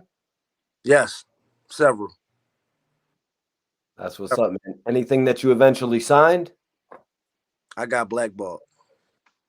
I ruffled some feathers. I guess I had several deals on the table. I can count. I had about 5 deals on the table at one time. Dang. I have at least 5. You know what I mean? I ain't gonna name the people. I'm gonna save this. My story is real deep, man, because when I tried to kick down the door, I didn't try to kick down the door for me. I tried to do it for the whole Philadelphia, which was probably my mistake because at the time I was looking at it like, okay, I can be an artist, but I also could be an A&R to the city and I could open up doors for other people. I was the reason a lot of rappers went up on the come up show. I won't even say who or what, but we was behind those discussions when Cosmic Kev would be like, who should we bring up next week? We was those guys that was making them decisions like, yo, well, look, he's nice. Yo, Kev, I think you should fuck with this guy. I think you should fuck. When other ones get in the game and they all think about themselves, it's like, man, fuck them. Put my team on. Look, my man hot. Yo, such and such is hot. You know what I mean? But me, I always was a fan of the culture. I'm a fan of Philadelphia rap culture. So I never looked like bro that said Human Torch 3, right? They said well, that was dope. That was a dope project. Okay. DJ Damage. I mean, I'm sorry, Damage did part 2. DJ Drama did part 3. I had Khaled on the intro. I could have. Who wouldn't just take the ball and leave the focus on them? No, if you listen to Human Torch 3, I got the whole Philadelphia on that project. I got from Gilly to Core, K Dot, Cree Forge, everybody. I can't PD Crack. I mean, just everybody. Like my whole thing on that was okay. While the light is on me, I want Philadelphia. I want to make Philadelphia hot again. I want the culture that I grew up under. I want that shit to, you know what I mean? I got Reese Rolex. I gave Rolly his own song on there just to do his poetry with no beat. I gave Rolly his whole and just let him go a cappella because I'm like, yo, I love when you used to close the figures tapes out and just, you know what I mean? Like, I just wanted to create that Philadelphia vibe. It wasn't about me. I was trying to bring the whole city. And I think for one, I didn't have enough power to do that at the time. You got to get yourself in there first. So I was supposed to be a little bit more selfish. And I think I ruffled a few feathers and probably just didn't go about that the right way, man. I had a big heart, and that ended up being the reason why I lost that fight. But I'm still winning the war. So, yo, Twiz, did you want to comment on all the love that Santos has shown Philly? Yeah, definitely, man. He definitely shown a lot of love to the city, and most importantly, bro, like you said, the one of the streets ever, bro. You was definitely on fire. Like, you was the household name. You know what I'm talking about? It's like you came out. You know, your flow was very aggressive, bro, and you also still got like a humble personality. You know what I'm talking about? So, I feel like that always stood out. And just like a lot of other artists that has great talent like you, the streets always sat back and wondered, like, why isn't that deal on the line? You know what I mean? Because you definitely deserve that, bro, even to this day. But it's never too late. And I salute to you for still working and making the moves that you make. I'm talking about, like, as far as like jumping in and out the city and going other places, because we all seen, like, you go to like Sway in the morning, how these guys are going crazy when you start blacking out. You know what I mean? You Mhm. got like a real unorthodox flow. You know what I mean? So definitely salute to you. And you know what I'm saying, the city gonna always love you, bro. You know what I'm Thank you. saying? Even if it might not feel like it, you know what I'm saying? We still love you, bro. And I appreciate that. That's what make me happy because fuck the fame. As long as my name is on the wall of Philadelphia hip hop, I'm cool with that. Put me underneath of, you know what I'm saying, the greats. Put me on the wall with Schoolie D. You know what I'm saying? Put me on the wall with Cool C. You know what I'm saying? Put me on the wall with Spado. You feel me? Put me on the wall with the figures, with Rucky and Spittage. Like, that's all I really care about because that's where I came up from, Philadelphia rap culture. So, So, Santos, tonight we're actually talking about Styles P. So I gotta have you take me back into history, man. Can you tell me about creating They Sleeping on Me with Styles P? that was exciting, man. So that beat was originally like I was doing the Human Torch 3, which that song was on, and I told you how I reached out to a lot of other artists. So another artist I reached out to get on that CD was Quilly. So I sent that beat to Quilly, and Quilly said he didn't like it, so I put Styles on it. Damn. What's wrong with you? You know what I mean? Yeah, Damn. he was cocky. He was on some Hollywood shit. Like, I ain't feeling the record. I said, all right. I sent it to Styles, and then uh actually, and then that's why I fuck with Core. Shout out to Core, a real nigga, bro. Because um before I think I don't know if it was before I sent it to Quill or after, but I played the same record for Core in the studio too. I was like, because we had already did the one record, and I was like, yo, you fuck with this John, bro? This John some hard shit. You know, we like the two of the hardest niggas. He like, yeah, play that John. And I played the verse, and he said, Toast, I'm not rapping after that. Bro, put something up. He a real nigga, yo. I fuck with Core, yo. Real rap. That nigga talented. He hot. He hot. Facts. Undeniably, yeah. Facts. I was like, all right. He was like, yeah, nah, Toast, like you might as well keep that to yourself. So I was thinking, like, who can match this intensity? I had to go to the Ghost, and it was so dope because he's the fucking Ghost, and I reached out, and he hit me right back, like, all right, yo, it's whatever. You know what I'm saying? And actually sent the fucking record. Like, he sent the verse back in like 2 days. Like, the nigga worked fast as shit. Damn. Like, he sent it right back. Like, I've waited sometimes a week for a verse to come back. I did not wait for Styles at all. He returned that shit immediately. Like, I'm like, damn, I get the files. I'm running the Don Groove studio going crazy. Like, that was a great moment. I mean, I grew up with Styles, man. We always used to say Facts. it don't even matter if I get signed. If I get a sign with Styles P, I'm good. Niggas used Facts. to like, and I actually did. So that was an intense moment. I ain't even gonna lie, man. Shout out to Styles. And but before that, he made his first. You know what? I'm lying. You know when I just said no rapper had give me a code? I'm lying. Styles P and Jadakiss was the first rappers to ever say on camera that I was nice. When Ant took my footage to them after I did the come up show, Kiss was like, that nigga's the truth. You know what I mean? He was the first rapper to say on camera that I was nice. It was Kiss. So I take that back. Kiss. It was Jadakiss. Even though we never got a chance to work together, every time we seen each other or linked up in person and partied around each other and chilled, it always was love. Smoke, drink, whatever. Always genuine. Always good love with Kiss. Styles the same. And when I did the Jacket for Beats video, we shot up the Yonkers and Styles jumped in the video with me. That was like right after the come up show. So, you know, that was years before that record, even before the When You Sleeping on Me record. Styles made that appearance in my video, just like on some, pull up to the studio type shit. So these are the first niggas that showed me a genuine atmosphere, but they was superstars to me, they legends. Facts. And did you get the double back and work with Quilly afterwards?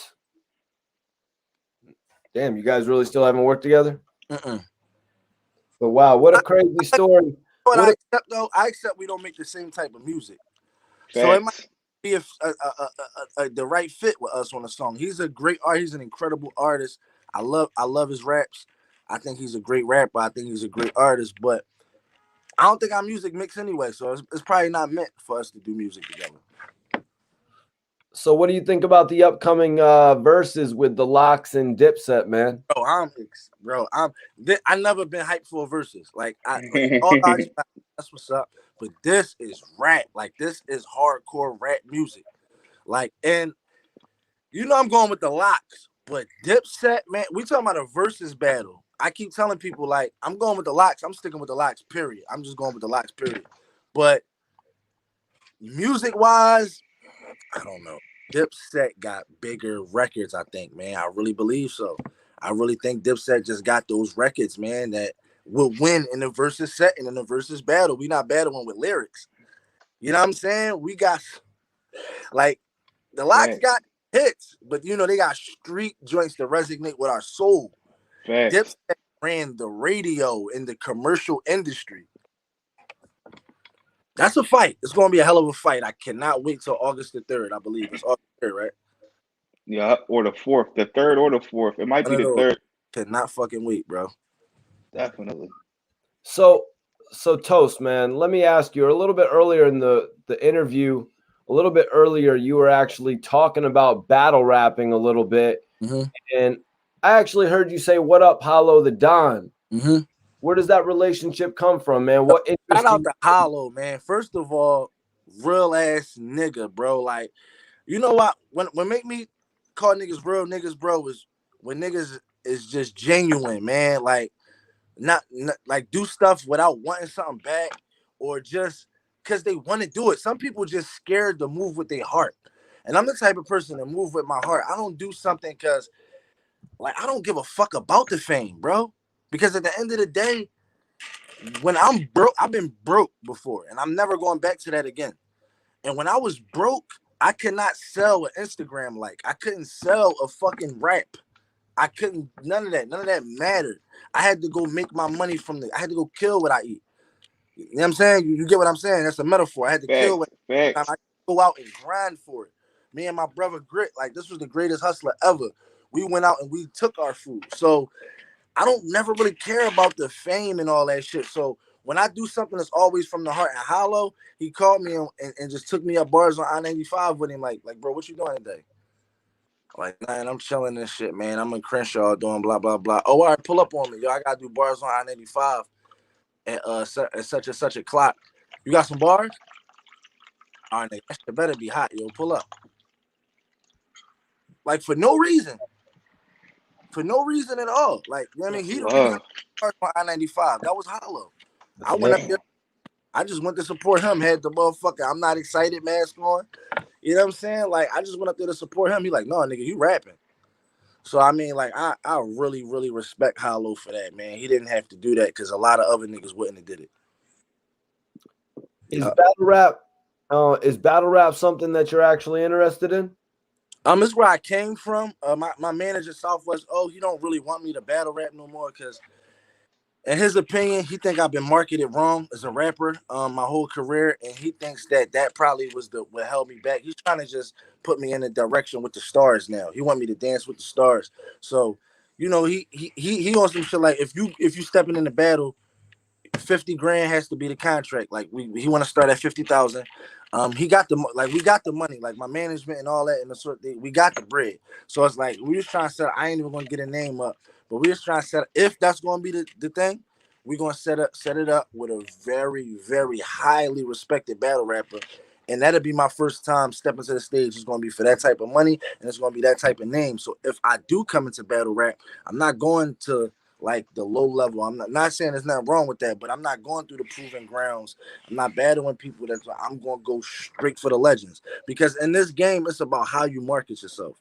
You know what I mean? If you wrestle around with the little niggas, they're going to consider you a little nigga. If you go straight at the big dogs and you take them out, they're going to consider you a big dog. So if I do decide to battle rap, it's going to be those caliber of niggas, like Mook and them. Crazy.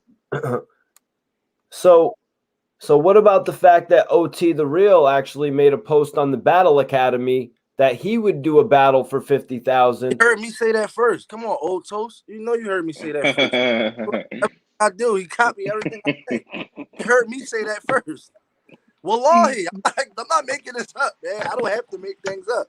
Like, you know, shout out to OT, man, but you know, I gave him the game, man. You know, so he loved my style, man. Well, you know, with everything being civil right now between the two of you, do you think you guys could go at it on a battling tip? Yes. I think I even got because behind the scenes, they talking about making music. I even think it'd be dope if we do a track together, and then in mid through the song, a nigga say something, and nigga be like, "What? What you saying?" But we can get it on again. And we start going at each other on the same record. Like, I'm creative, man. So I it's a million ways I can sell me and OT, because he can rap his ass off. So it's 1,000 ways that this can go if we actually team up. Like, but we should have been teamed up from the rip because we already was together. He the one that, you know what I mean? So I don't know, man. You know, that could go wherever it want to go. It's about if he think it's beneficial or not. I just know I'm a better rapper. All right, so let's dig into that a little bit, because it's dope to see how you and OT the Real ended up posting each other on social media. You know, you had actually said you had a relationship with OT the Real. Could you explain to me and everybody watching first meeting him? I just know when I first heard him, I was amazed, and I was like, this motherfucker can rap. And I just wanted everybody to know it. I just wanted other people to know that this motherfucker was hot. So any chance I get, listen to bro. You know what I mean? So, you know, he met half his staff through me. Like, his manager, met him going to the studio with me for me to do a verse for OT. And then they met each other. His manager to this day, he met him through me. So, I mean, it's like, there's a lot of shit. I just believed in him. I just wanted him to become who he is now. But in this game, a lot of people forget about that. Like that's the thing about me. I never forgot my senseis. Even niggas I used to hang with at 16, 17 years old. If I learned something from you, I still shout you out to this day. You can ask them. Ask people that Toast ever go Hollywood when I had the ball. Actually, that's the problem. Niggas was telling me it was actually whole meetings where we run the streets. I remember Jim Gotti, everybody had to come together and pull like interventions. I used to walk in the room with all this tense energy and 6 people staring at me. I'm like, what the fuck did I do? And like, Toast, first of all, stop doing features for free. Stop going into these hole in the wall clubs. Stop showing up to niggas' parties. Stop going to niggas. Like, yeah, I mean, like they had to actually tell me to stop showing love. Not to be Hollywood, but it's like, yo, you of a certain caliber. Like, you can't just do anything, bro. Niggas had to sit down and tell me that because I didn't understand. I'm like, why not? It's from the heart. It's genuine. It's what I want to do. No, that's not going to get you paid. That's not going to turn you into a successful brand. It's going to keep you as a hood rapper. I didn't get that in 1920. I understand that now, of course. Duh. You know what I'm saying? But I'm sorry, I got lost in the question. My bad. Oh, yo, before we get right back into the question, Dark Low wanted me to tell you what's up. Shout out to Low. I remember he hit me up with Peanut Lot. Dark Low always showed me genuine love. Like, I never had a bad moment around Low. Like, I didn't really get a chance to, you know what I mean, be cool with everybody from that camp. Like, but no breaks, bras. One dude that I definitely had a great relationship with, and Low was another one that always was love with me and Low, bro. Like, I really respect Low. I got a lot of love for him, bro, because he always showed me genuine respect. He always was genuine. Genuine soul. Did you actually get to meet Arab? We met a few times, but we never really got a chance to be around each other or build a relationship or to like get to know one another. You know what I mean? But I spent some time around Low. We had some talks, some conversations, just some genuine, you know what I mean? Genuine vibes from Dark Low, man. I'm pretty sure it would have been the same from Ed. We just didn't have, the chance to really, I was around him a few times though. You know what I mean? Like twice, like 2 or 3 times. But you know what I mean? My relationship, like News is like one of my best friends. Like I was with News. News. Yeah, News is like one of my best friends. That's like my brother right there. So like those is who my relationships is with. Like, I mean, people like News. My brother. That's funny that you had actually said that a little bit earlier, Toast, about getting blackballed. Because look what Dark Low says. He should have been. They blackballed him.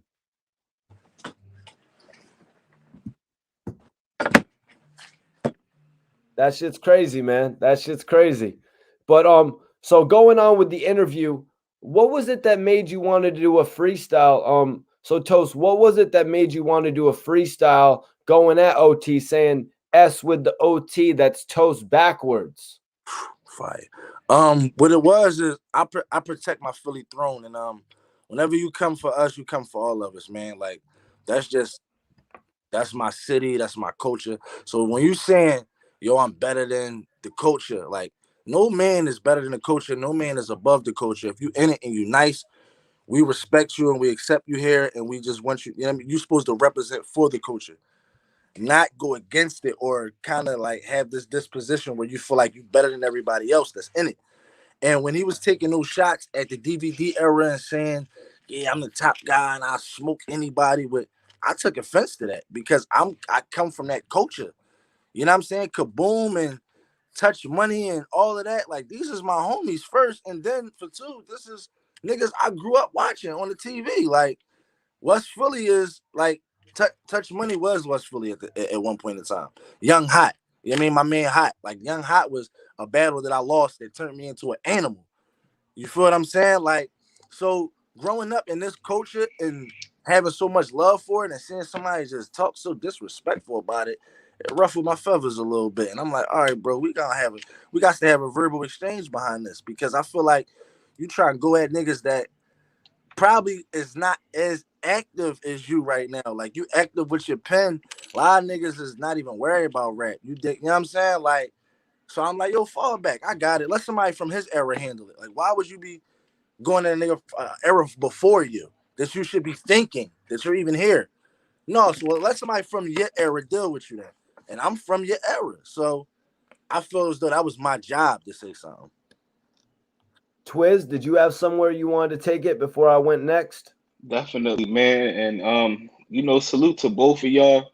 And I'm glad y'all paved it out because y'all Jones was like it like I was listening to it, bro. Like y'all, you know what I'm saying? Out of everybody that had was involved in that, y'all two got like real like deep. I'm talking about like, kiss first beans deep. It's like damn, like this shit getting real. So I'm glad that y'all worked that out. But Toaster, you feel like he was basically in some shape or form trying to pay homage to like wake up the like you said, the legends that came before y'all ever. If that was what he was trying to do, that is the wrong way to do it. It's Philadelphia. You can't Facts. step in a room full of gladiators and tell niggas you want to fight. Facts. Like it's Philly, bro. Like you got to show that respect. Like I always, and this is not it's not just to him. I have no like. I don't want to run down the list, but it's a few rappers that I've battled, I have verbal exchanges with on records because they said something like that. That they was the nicest in Philly, or they was the king of Philly, or they was my track record show it. I go right at you. Oh, who you talking to? You know what I mean? So it's just when you inside this culture, you really gotta stand on what you say. Facts. That's it, man. And if you think you're the nicest, you're always gonna have to step in front of Santos. Regardless if I'm relevant or not. And they always try to use relevancy to win the war.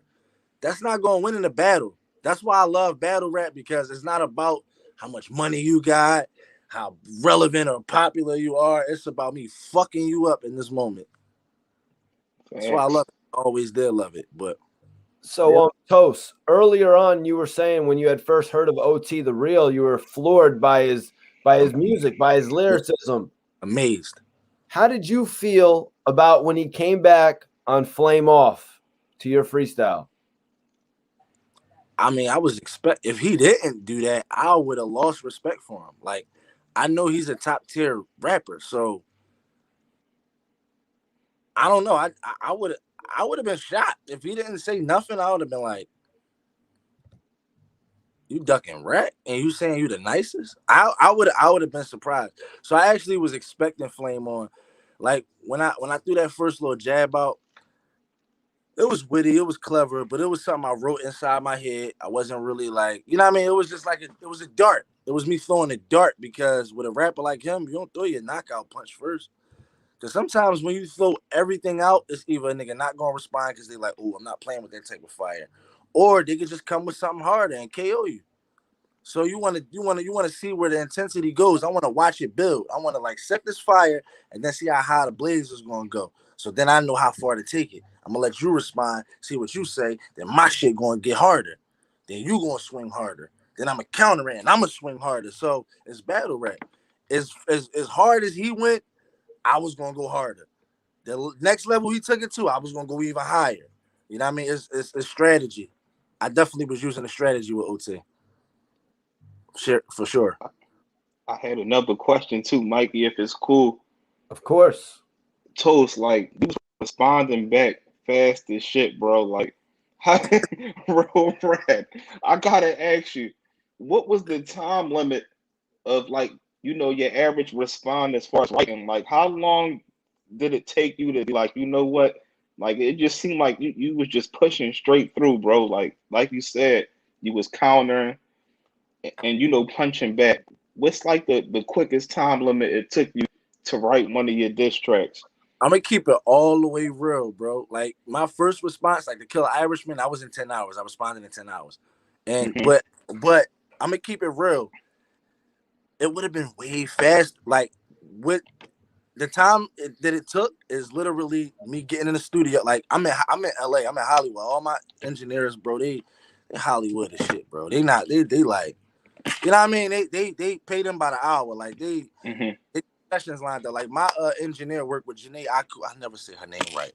Janae I Okay. Yeah.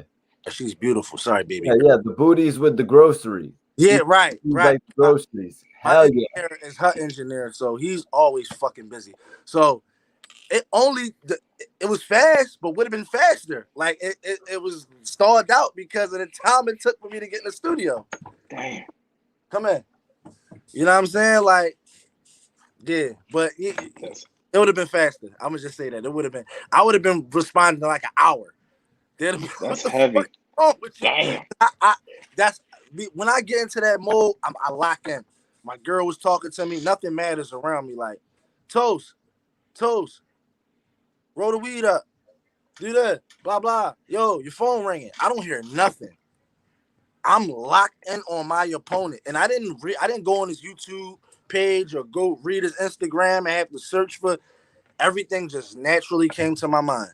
Everything I wanted to say, I was clear-headed, and it was right there for me to say. It wasn't even hard to write. It just fell in because a lot of my shit also was rebuttals to his shit.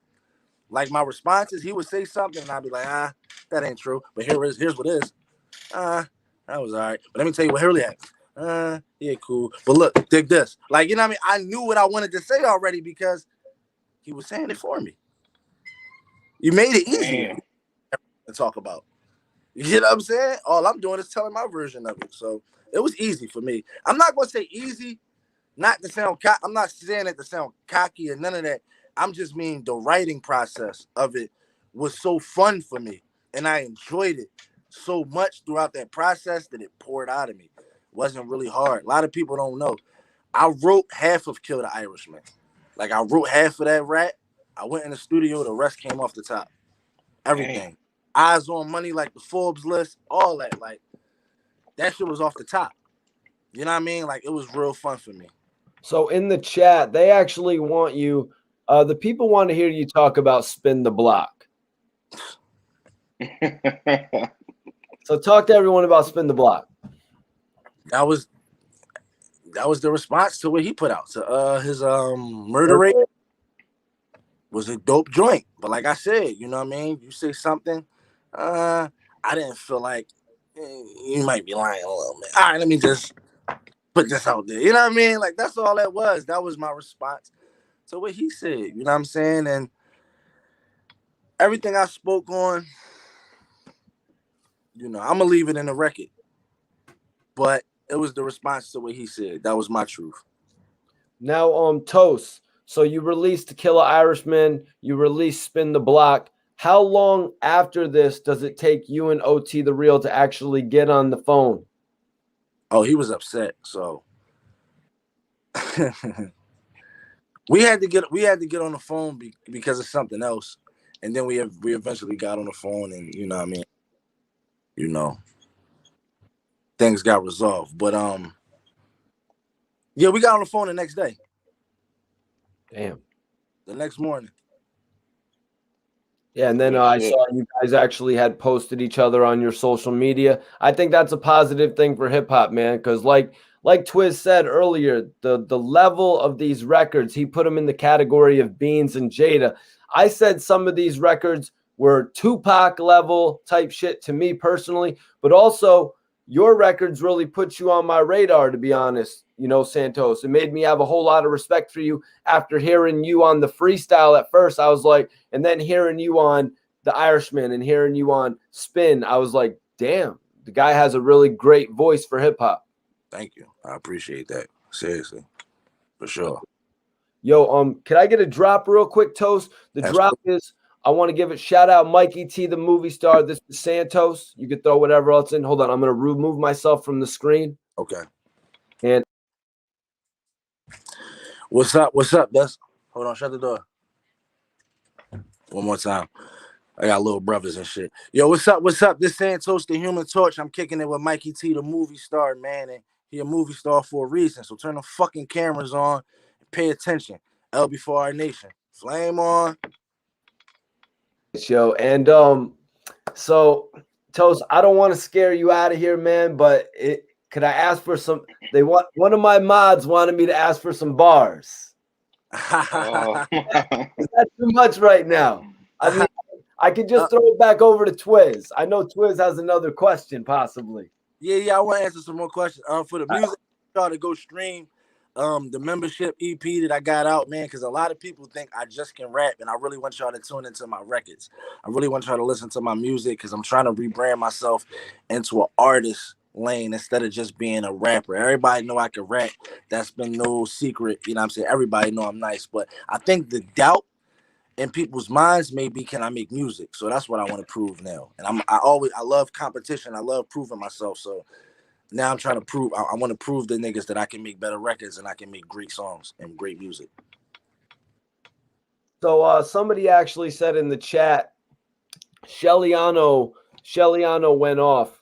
So Toast, could I ask you your thoughts on Shelliano's record, Elvis is Dead? That's my big cousin, man.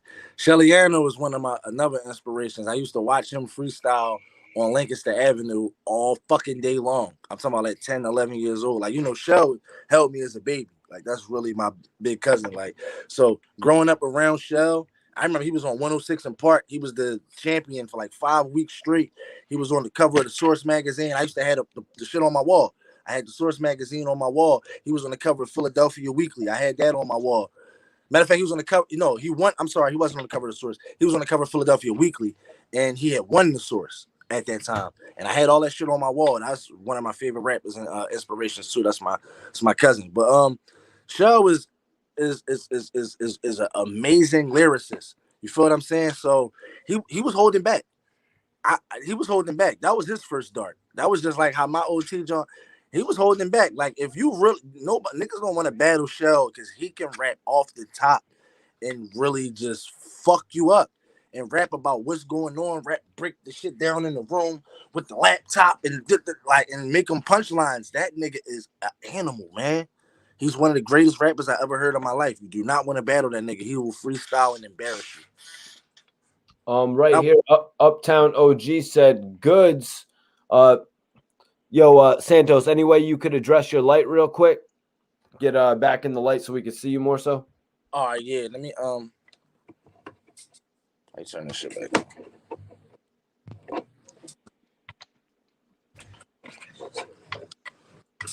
How about is it?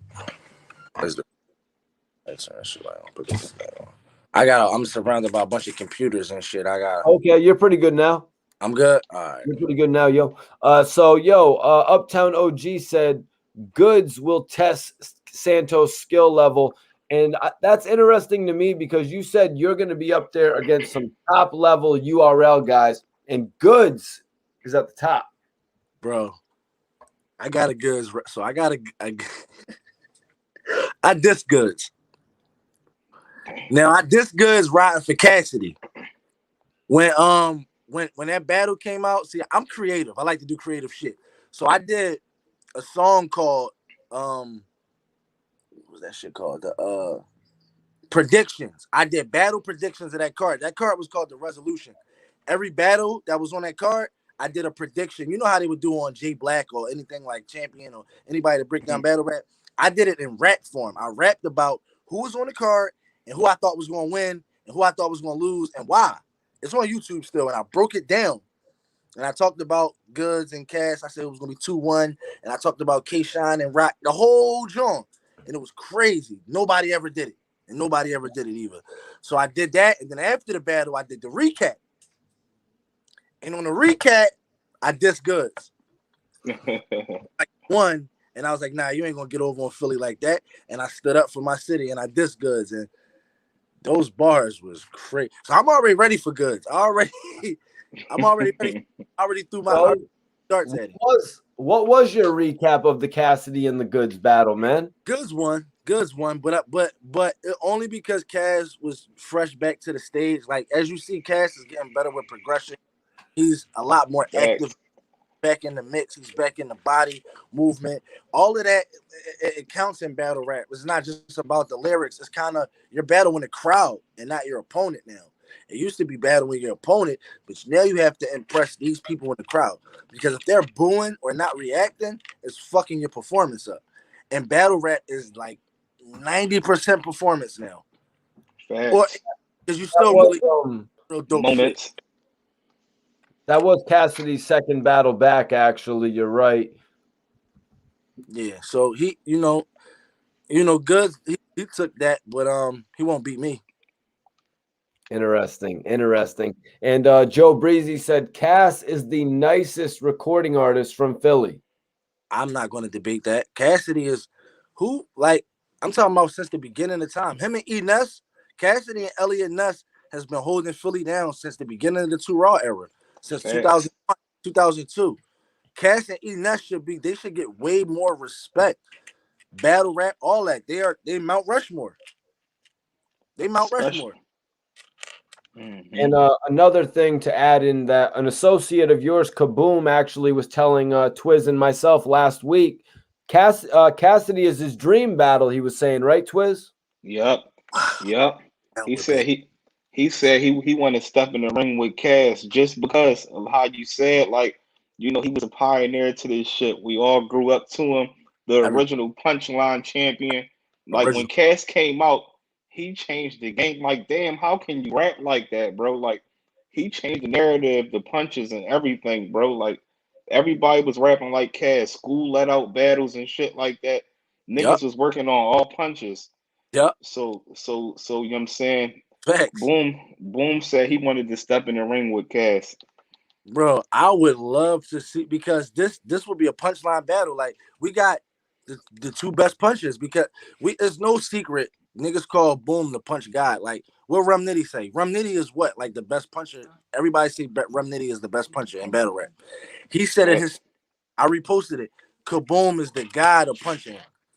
Like, he, like, you know what I mean? He like gave it up. Like, I look up to Kaboom. You know what I mean? Like, so niggas know that Boom is like a real goat when it come to that shit, punchlines and metaphors. And Facts. yes, they share that. Just that would just be crazy. I'm taking Boom though. I'm going with Boom.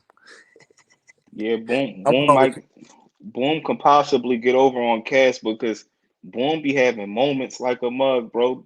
Like how Boom battle rap now, it's like he always did it like that. You wouldn't be able to tell that he came from the original era where it was two mm-hmm, pit bulls in the room, bar for bar. How he switched his shit up, he mastered his shit quick, bro. Like, mm-hmm. And I'm glad you said that, because I would like to add. Turn the light back on. I would like to add that in a lot of Philly battlers, we don't really know how to adapt to that stage, and niggas keep battling with that old type of mentality, and that old flow that's not going to resonate with that new crowd. It's not facts. with 17, 18-year-olds, 19, 20, 21, 24. It's not really going to resonate, like, so how you said Boom actually shaped himself for the new culture of battle rap. You have to Facts. do that, man. You just have to. Like, I would not ever in a thousand and I can rap my ass off. I would never in 1,000 years make an appearance to the stage and just rap the way I rap. Like Johnny Storm. Da, da, da, da, da. That's not how I'm coming in a battle. And I know they expect that, and that's kind of, I'm talking too much. My opponents be watching. Let me shut up. Facts. All right, Don't y'all. give We him got too South much. Carolina. We got South Carolina in here right now. Salute South Carolina. T-Top, I believe T-Top from Carolina. I got a record with T-Top too, a dope battle rapper too. I got a song with him, so shout out to T-Top, shout out to the whole Carolina. Oh, T-Top is Definitely. cool as hell. I actually had an opportunity to interview T-Top in Dallas at the Barcode event.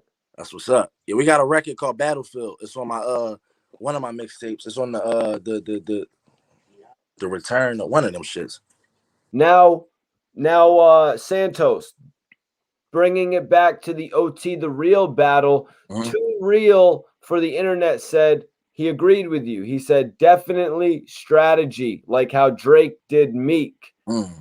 Bringing it up. Charged Up was the warm up, and then back to back was the KO. You don't remember? He still had 3-peat in the cut.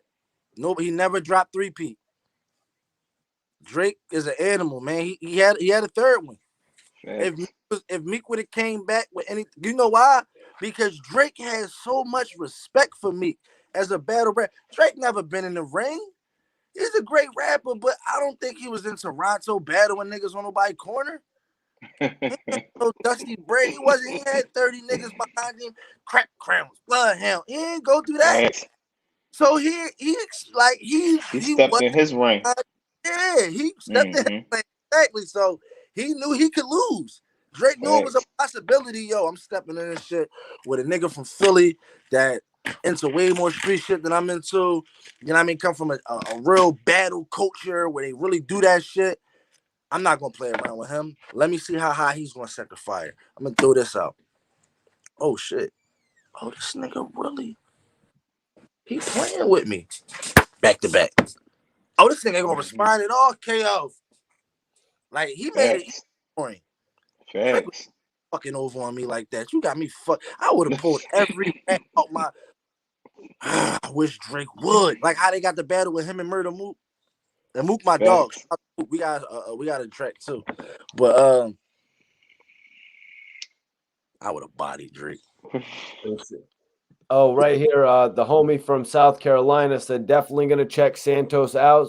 His Facts is a movie or a series. Salute all y'all. And I actually have a series called Trapped in the Trenches. I want everybody to listen to it. I told you I like to do different stuff. So I got storytelling that's actually like movies, but it's broken down into part 1, part 2, part 3, part 4, and part 5. And my whole season 1 is called Trapped in the Trenches. I got 3 episodes out right now. It's on my YouTube. So check them drinks out, man. If you want to see some movie type shit, movie, series, I got like the rap power. You know what I'm saying? That's heavy right there. Appreciate it. You already.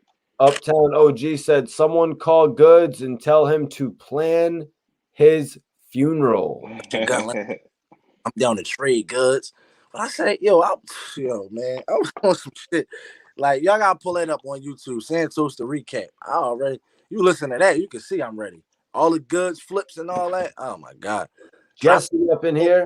Great Goods. Jesse up in here said Santos. Oh my God, where he been at? Santos is a monster. I'm back, man. You know what I mean? They tried to get me out of here, man. They didn't, I'm back though. You know what I'm saying? I never was infatuated with the light, so I never had to really live in it. I could always just do me, and the streets gonna respect it. But now I'm starting to see the value on social media and stand in front of their faces and always stand, because that's your only form of relevancy. If they don't see you, they don't know what you're doing. They don't know if you're working or not. You know what I mean? They think you're just falling back. So I'm practicing more of being on the camera and being more of a rap artist instead of just being personal with my life and only doing music when I like it. Nah, you look like you're taking to it well, Santos, as well, man. Thanks. Tyson Garcia says, Mickey Facts. I want both your opinions if you want, Twiz. But what do you think? Mickey Facts would wash Cassidy? What do you think, Toast? I think I rapped on Sway in the Morning with Mickey Facts, and I fucked him up. So that means if Mickey Facts would wash Cassidy, that means that Santos would technically be able to wash them both if that was the truth. I'm throwing a shot. If you battle Cass and you beat him, I'm throwing a shot at him. Mickey Facts know I'm a spitter. He know he can't outrap. He spit an amazing verse on Sway. And listen to Sway. Watch the episode. And Sway was like, yo, that verse that Mickey spit was so hot, I didn't think Santos had a comeback. They like, the nigga really like, I was looking at, they was like doubting me. They was looking at you like, what the fuck you gonna say? And when I went crazy, it's a difference, man. When you get that reality rap, it should just be different, man. My shit different. My shit get underneath of your skin. He said a whole bunch of dope shit, but my shit just got under your skin. It was like I showed levels. I showed us a difference.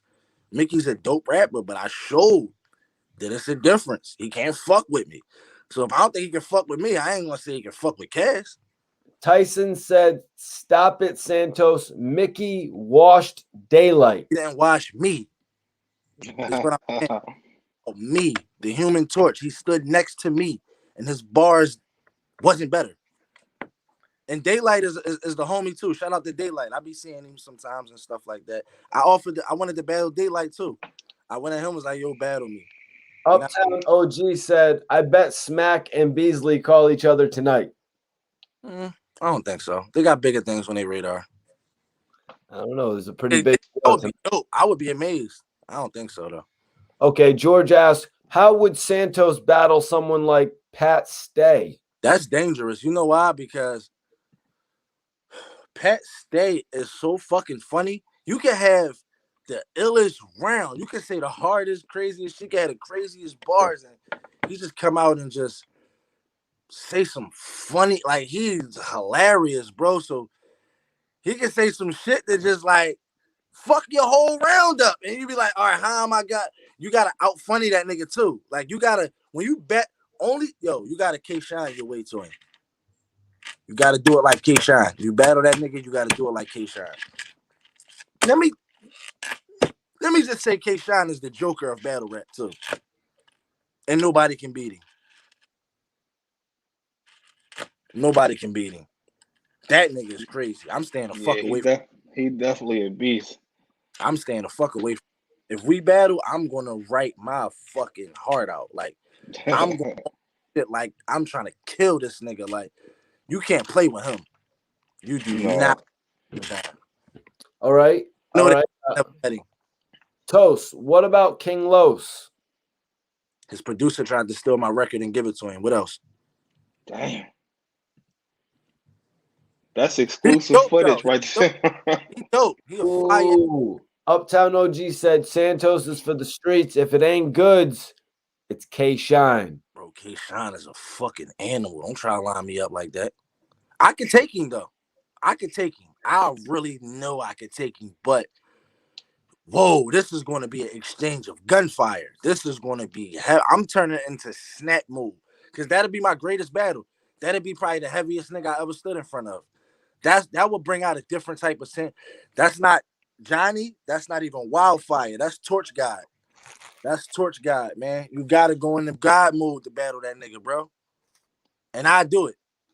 I will do it. I don't back down from nothing. I will battle K-Shine.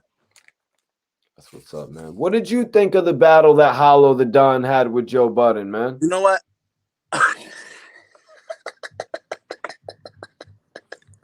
I don't like that sucking shit Button did, bro. I don't like him dropping the mic. That was bad for the culture because one thing I don't like when niggas get emotional during the fight. You know what I mean? Like I don't like that, man. Like when OT did like certain shit, like I don't like that, bro. I don't like when niggas get emotional. I don't like that shit because it shows who you are. It kind of shows your character. And Joe Budden showed his character throughout that battle, like that he was an emotional nigga. Like you proving what they say about light skinned people, bro. You just making us look bad. What's wrong with you, man? Like, but Hollow held it down for the light skinned niggas, man. Thanks. I was actually rocking with Hollow the Don at that point, rolling with my homie It's Matic. They were in NYB together and shit. What do you think that battle really did for Hollow right there, Toast? It put him in the Hollow was already in God mode. He already was top tier as far as being Mount Rushmore, especially in my eyes. Facts. So I feel as though that just solidified him more as a star. I battled Joe Buttons. Who has that on their resume? A lot of niggas, okay. Even though like who else? I don't know. I don't think I know a bigger maybe the Disaster and Cannabis thing, and that was so embarrassing. Yeah. That book out like I was like, what the fuck? That's the nigga that battled L? Uh-huh. Oh my god, I almost threw up. But my point is, besides that, that's the only industry battler industry rapper that stepped in the ring with a real battler. So nobody else can really say that they got that type of top tier resume. True. Buttons to your list, like that should get you a bigger check than you know what I mean. Like that I don't know about how far niggas get paid and all that, but I just know that should up somebody's worth. So I think that just put him higher than higher than a lot of people. 100%. It really did put Hollow the Don in a bigger light in my eyes. Mm-hmm. What did you think about that, Twiz? You know, Eminem producing that battle event and putting Joe Budden from Slaughterhouse on the card. Definitely, just like Toast said, you know what I'm saying? It was a good look at the end of the day, but you know what I'm saying? It just shows you that sometimes that these celebrity rappers, they really not cut, you know what I'm saying, to the hungry wolves, bro. You throw them out there, they get tore apart on that joint. Like, hold up. Push stop. Where the stop button at? Like, man, fuck this, bro. Like, you're not about to embarrass me out this motherfucker. You know what I'm saying? I think that comes with the people that surround these artists, man. I don't think niggas be being 100 with people. You know what I'm saying? Like my homies, like one thing about like if I spit some bullshit or if I write some shit and I let my man hear it, like, yo, you think that's hard enough? He gonna be telling me no. Like for instance, I'm gonna just tell the truth. I'm gonna give you one instance. I don't listen to nobody's opinion. Like when you was like about the comments and stuff like that and how people like with the OT shit, like I didn't care about what nobody was saying on it, and I didn't even see it. Only opinions that mattered was my homies. That's the only opinions that matter to me is my friends, my nigga, my LB4R nigga. So my man Spark Easy kept telling me that ain't hard enough. Nah, Toast. No, getting it bad. I might say some crazy shit. I might be on the phone spazzing. He be like, no, it ain't hard enough. You know what I mean? Those are the type of friends I got. Until I snap and really, then they go, yeah, Toast. That's what I want. So my friends is not going to let me go like, they're not going to let, even if I spit the hardest shit, my little brother be like, I heard better. Just like that. That's how it gotta be. 10 minutes. Maul will be like, yeah, that joint was all right. I fuck with it. You can do better though. You know what I'm saying? Yeah, man. Type homies I got, so I gotta go hard. Facts. You know, being in that game, having yes men around you can send you out there looking dumb. You be like, damn, bro, like, you know what I'm saying? You need that type of, energy around you. My homie Wayne don't like nothing. If I send Wayne something, he don't even respond. He don't like nothing. So when he respond to something with a fire emoji, he like it. When he be like, that's the one. I'll be like, yo, this the one. Facts. Yo, Toast. Nicole asked Mikey, ask Santos about Nun Nun or Big K. Am I saying that right? I know who Big K is. I didn't hear none yet. I'm gonna go check it out later. I'm gonna go check that. I heard of Big K. Big K is dope. And George says, Santos, what do you think about Easy the Block Captain? I like Easy. I flipped his top tier beat too, and I went at everybody in the top tier. I went at all of them. I threw a shot at all the battle rappers on that beat, on that top tier joint. I did it for Stiz, the Battle Academy Stiz. You know what I mean? I did it down at his studio. We did a version of top tier, and I went at everybody. So shout out to Easy the Black Captain. So Santos, Tyson, our resident shit talker, I guess, says Rum Nitty would spank Santos. So let me ask you, man. Then he said so with Chess. I turned Chess down. Stiz was gonna set up a battle with me and Chess. At the time, he kept choking. I thought he was probably gonna choke and die on stage, so I didn't battle. Let's go up. So I didn't take the battle. But Rum Nitty. Yeah, I wanted to ask, what's your thoughts on Nitty since you said K Shine would actually be your hardest battle? I think K Shine is harder than Nitty. Okay. Definitely. I think Rum Nitty he's definitely a dope rapper and he's hard to beat, but my man Hollow just beat him. My man Hollow just showed you that he can be beat. I'm whirling with Hollow, man. I go with my friends. As you can see, I stick with my friends, man. So I don't think nobody can beat my niggas. And they prove it. Hollow is he stepped in the ring and proved it. So yeah, I don't think Nitty is that hard to beat. Nah. And I'm on the West Coast. If you feel some type of way about it, I live in LA. Your man Geechee Gotti can get some too. Drake showed them boys all kind of love, man. And they've really come up, man. I met them together, actually. That's the West Coast connection right there, man. I fuck with niggas though. Them niggas is dope. Like him and Geechee, them niggas can rap. They rap, and they spit that type of language. Them niggas they definitely dope. Them niggas is fire, bro. Yeah, I fuck with Geechee. Geechee a beast. Geechee an animal. I fuck with him. Hold on. Okay. Oh, damn. Tyson. Oh, okay. Tyson, $5 super chat. Nah, man, you're gonna have to tell everybody where they can go find your music right now, Santos. Everything on all platforms, Santos LB4R. So that's SANTOS. That stands for Stop at Nothing to Obtain Success. That's what my name stands for, by the way. So it's Santos LB4R, which is loyalty before royalty. And that's on all platforms. You can go in my bio. If anybody follow me on Instagram at Santos LB4R, you go in my bio. I got a link tree that can take you to Spotify link, the Apple Music link, with YouTube link. So you know what I mean. It's on all platforms. And it'll be more platforms as well. Computer, so that's why the light keep going out. I've got Santos's Instagram pinned up right now, so everybody in here can go ahead and follow him right now. Appreciate that. Let me see what's up. We got another. I'm going to put up a questions link for everybody that wants to ask some questions right now. Nicole says, Santos, what do you think about Briz Rothstein? So after the Stiz, one of Stiz cards, we had an argument about Philly versus Delaware, and Briz was there. Briz was in attendance. I was in attendance, and we was talking. Briz said he ain't really fucking with it no more, and I fuck with Briz. That's my nigga. I fuck with Briz. That's my nigga, man. You know what I'm saying?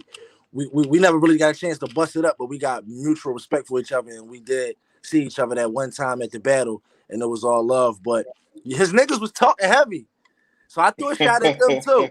Hold on, what I smell in here? A bunch of niggas from Delaware trying to tell me that Wilmington is not Delaware. Briz Rothstein, co-sign that? Just tell us, yeah. I brought 2 outfits with me. I'm only in my 2nd gear. Yo, he'll get it. He'll get it. George said, did Santos forget that 40 cal did good for the industry dudes in battle rap? He did. He did very good. Didn't he battle Jag? He was on RBE. Yeah, he did battle Jag. Yeah. Shout out to Jag too. That's a homie of mine. Definitely. Jag fucked him. But I think 40 cal did. You know what? George, bro, actually, I'm gonna get that to you. Out of a lot of, he's did way better than Jay Mills. He did way better than what's the other guy? Him and King Los probably got the best comebacks as far as an industry rapper battling. I can give him that. 40 cal and King Los. Too Real for the internet says, thoughts on Cicero Toast, undefeated until the Battle League. Go sign that. Undefeated until which battle? Until like the Battle Academy. Yeah, he talking about like until he came to this new style battle and shit. Yeah. Okay, well, this is what it is because it's not just him. What I explained thus far, us Philly rappers, we got a different type of era of battling. We from the era where you spit your best rap. It's like you rap, then I go and I cook you, and then it's like I won that round. You go crazy, all right, I go cook you, like, you know what I mean? Like you waiting for a nigga raps to get there, and then you go here. Like we from that era, but it's not about that anymore. It's about battling the crowd. And as you can see, we just was talking about Kaboom, right? And how about Kaboom, you know what I'm saying, Taylor fitted himself for the ring. Now, if you watch that battle, Kaboom versus Cicero, you can see it. You can see Sis is saying some amazing shit. First of all, we're not going to act like Cicero pen is not fire. When a nigga can remember his shit and get it together, bro, the nigga be saying some shit. I was like, what the fuck? Like he said this one, I don't remember, but he was saying some shit in this battle, and I was like, oh my God, if he would have remembered the rep. No, don't play with. If Sis actually like sit down and lock in, man, that ball would be crazy. I feel like Sis. Sorry, Twist. You good? I just feel like Sis, he need to work on getting thicker skin on that stage. You gotta be ready for the crowd reactions. I noticed the crowd throws him off a lot. It's a lot of times you might spit some shit and you know that joint was a punch or a heavy punch. If the crowd not reacting a certain way, you got to keep going. You got to, keep pushing till the moments come and execute them to the best. And I feel like he get a little too caught up with how the crowd is responding to the point he be like, damn, everybody in here against me. You know what I mean? So if he can work on that and master that, then I feel like he'll go further. Yeah, because that pisses me off. Because especially you even hear niggas in the crowd like, sis, we fuck with you, sis. Come on. Exactly. Like, you. Like, I don't like that, bro, because it's like I said, inside a character. I don't like when people get emotional through a battle. You know what I'm saying? Like only if like I get when the lines are crossed now. Like I don't like for one thing I don't respect. Like I'm all with saying anything, say anything about me, whatever. But I'm not with the this and the dead shit. I'm not with that. That's the only time I feel like something will go past rap, or something should call for like, emotion that's not inside the. You know what I'm saying? Like, Facts. I don't want to speak on certain things, but I knew it was touchy when Mook he heard that bar about his mom and stuff like. You know what I'm saying? Mm-hmm. And with certain things is just like, all right, you know what I mean? I had enough. I get that, but when it's not that far and it's just we just battling and you just like, I don't like when niggas get emotional. Facts. Cause it should be no emotion with battle rap. Like me personally, I always feel like I'm the better anyway. Like I feel like I'm not gonna lose. So I already feel like the shit that I'm gonna say, you probably gonna want to fight. I'm not. If you want to, we can, but I don't. I have no emotion because I'm winning. I'm Facts. kicking your ass. And then if I Facts. lose, I take my loss. Like my hot beat me. Okay, you fucked me up. You fucked my pussy up. It was a bitch there that I was really trying to fuck. She stopped talking to me after that. Like, you know what I mean? My feelings was hurt a little bit. Okay, I got over it, whatever. You know what I'm saying? Like, shit happens. You win some, you lose some. But you know what I mean? Like, you don't go cry in the car. You don't cry. Facts. You come back harder. Punch Facts. that nigga harder. Punch him back. You That's live why to they fight say another day. yeah. Mm-hmm. So your Kaboom got over on Cicero. Yes. Oh man, that was overkill right there. I felt bad for Cicero on that, John. That was one of them Johns you turn your head to the side like damn. Like, Wow. I was That's why surprised Cicero came back after that. after that battle, I said I don't want to see nobody else from Philly battle each other. Let's just aim all this energy towards out of towners. Yeah, like Take all this energy and aim it at everybody else. real rap. Cover no more. Yeah, that John was overkill right there. That John was Cause this is nice. Like I said, I gotta keep saying this. I don't want nobody to think I'm trying to play. I'm just I'm a critic for one, and I'm honest. You know what I'm saying? If I lose, say I lost. Like I'm not gonna cry in the car. You know what I'm saying? facts. So he lost. You know what I mean? But he's a great rapper. Like, he could have won. He Facts. could have won. If it came as the virus, like the old virus, we would have won. Facts. Was just on his shit that day. But yo, Toast, George wants to know, did Santos ever get the chance to spit with Tech Nine? Tech Nine is who wanted me to come to the battle ring. He was the one, him and Spado. Spado said it for Spado was mad at me. He stopped speaking to me. Spado get mad at you, he just cut you.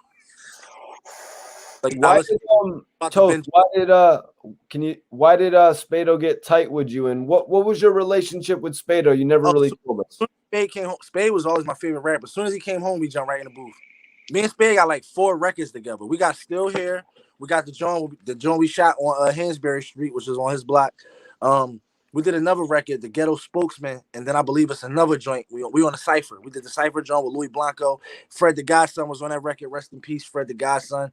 Me and Spado got a lot of he one of the most genuine rappers I ever met. Cause fuck rap, he came to my brother Janaza. He came to the Janaza and prayed with us.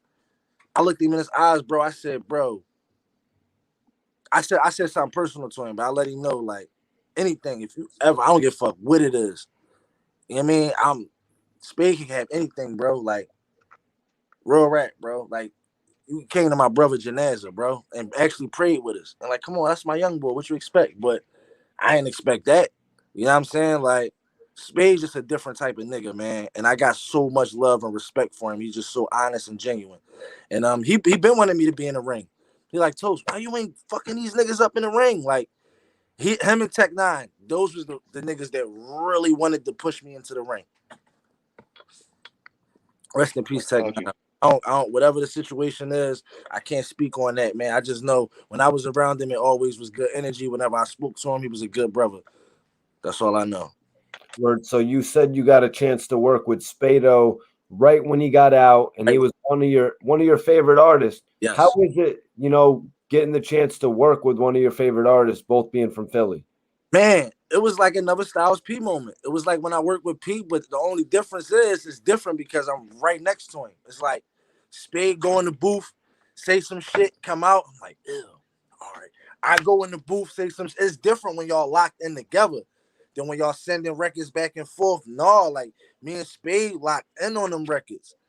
And we really did our thing. Like, oh, I'm gonna write the hook. Boom, boom. So when we first did Still Here, a lot of people don't know. I had 2 verses on the song. I did 2 verses. I did the first verse and the last verse. Spade did the middle verse. I wrote the song.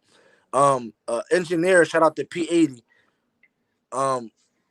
P89. I'm sorry, I fucked that up. My bad. P89 was mixing the record down, and Freeway was in the studio listening to the joint while he was mixing it, and was like, "Yo, this joint crazy. Yo, let me get a verse on this joint." And they called me and was like, "Yo, Free want to get on the record." I'm like, "Fucking right. Like, give him the last verse." And that's how Free ended up on that song. And me, Spade on Freeway did the Still Here. And it was so dope because at the video shoot, when we all did the video, it was like him and Free like seeing each other for like the first time in years or something like that. And their connection was good. And that just sparked something different. Because, you know, from the history, from what they went from that whole shit. And then they started making music together. So I kind of feel like I kind of brought, like, you know what I mean? Like, that was dope. Like, a lot of that just was dope for me, to be a part of. Let's definitely talk about that, man. How did it feel to be practically putting together what everyone thought was 2 of the biggest beefing groups? You had State Property, Freeway, Major Figures, Spado, and you're putting them together on your record. Yeah, I mean, you know, I can't speak on a situation that was way before my time, but I know all the stories, and just being in that moment and hearing that shit, and like hearing me, hearing my voice, then hearing Spado, Santos, niggas stand close, catch your contact. He say that because I smoke all the time, and he don't smoke, so you stand next to me, you gonna get high as shit because I blow. So you know what I mean. So just like, you know, just Spade, like Sig watched the 100 racks through the Crab Shack because we was just at the Crab Shack. Like Spade literally raps, he freestyles, so he literally raps about everything that just happened. Like 10 minutes ago or within the hour, whatever conversation happened, Spade go right in and rap about it right then and there. So that was one thing that amazed me working with him. Like, damn, you really, I heard that you rap like this, but now I can see it. How your real creation process, that blew my mind. And then, like I said, hearing Freeway just on the lap, it was mind blowing, bro. I can't even hold you. I don't even know what to say. It was mind blowing, bro. It was a dope record, and knowing that I was doing something for Philadelphia, I'm always trying to do that. Always trying to bring Philly culture together. So I was proud of myself. That's what's up, man.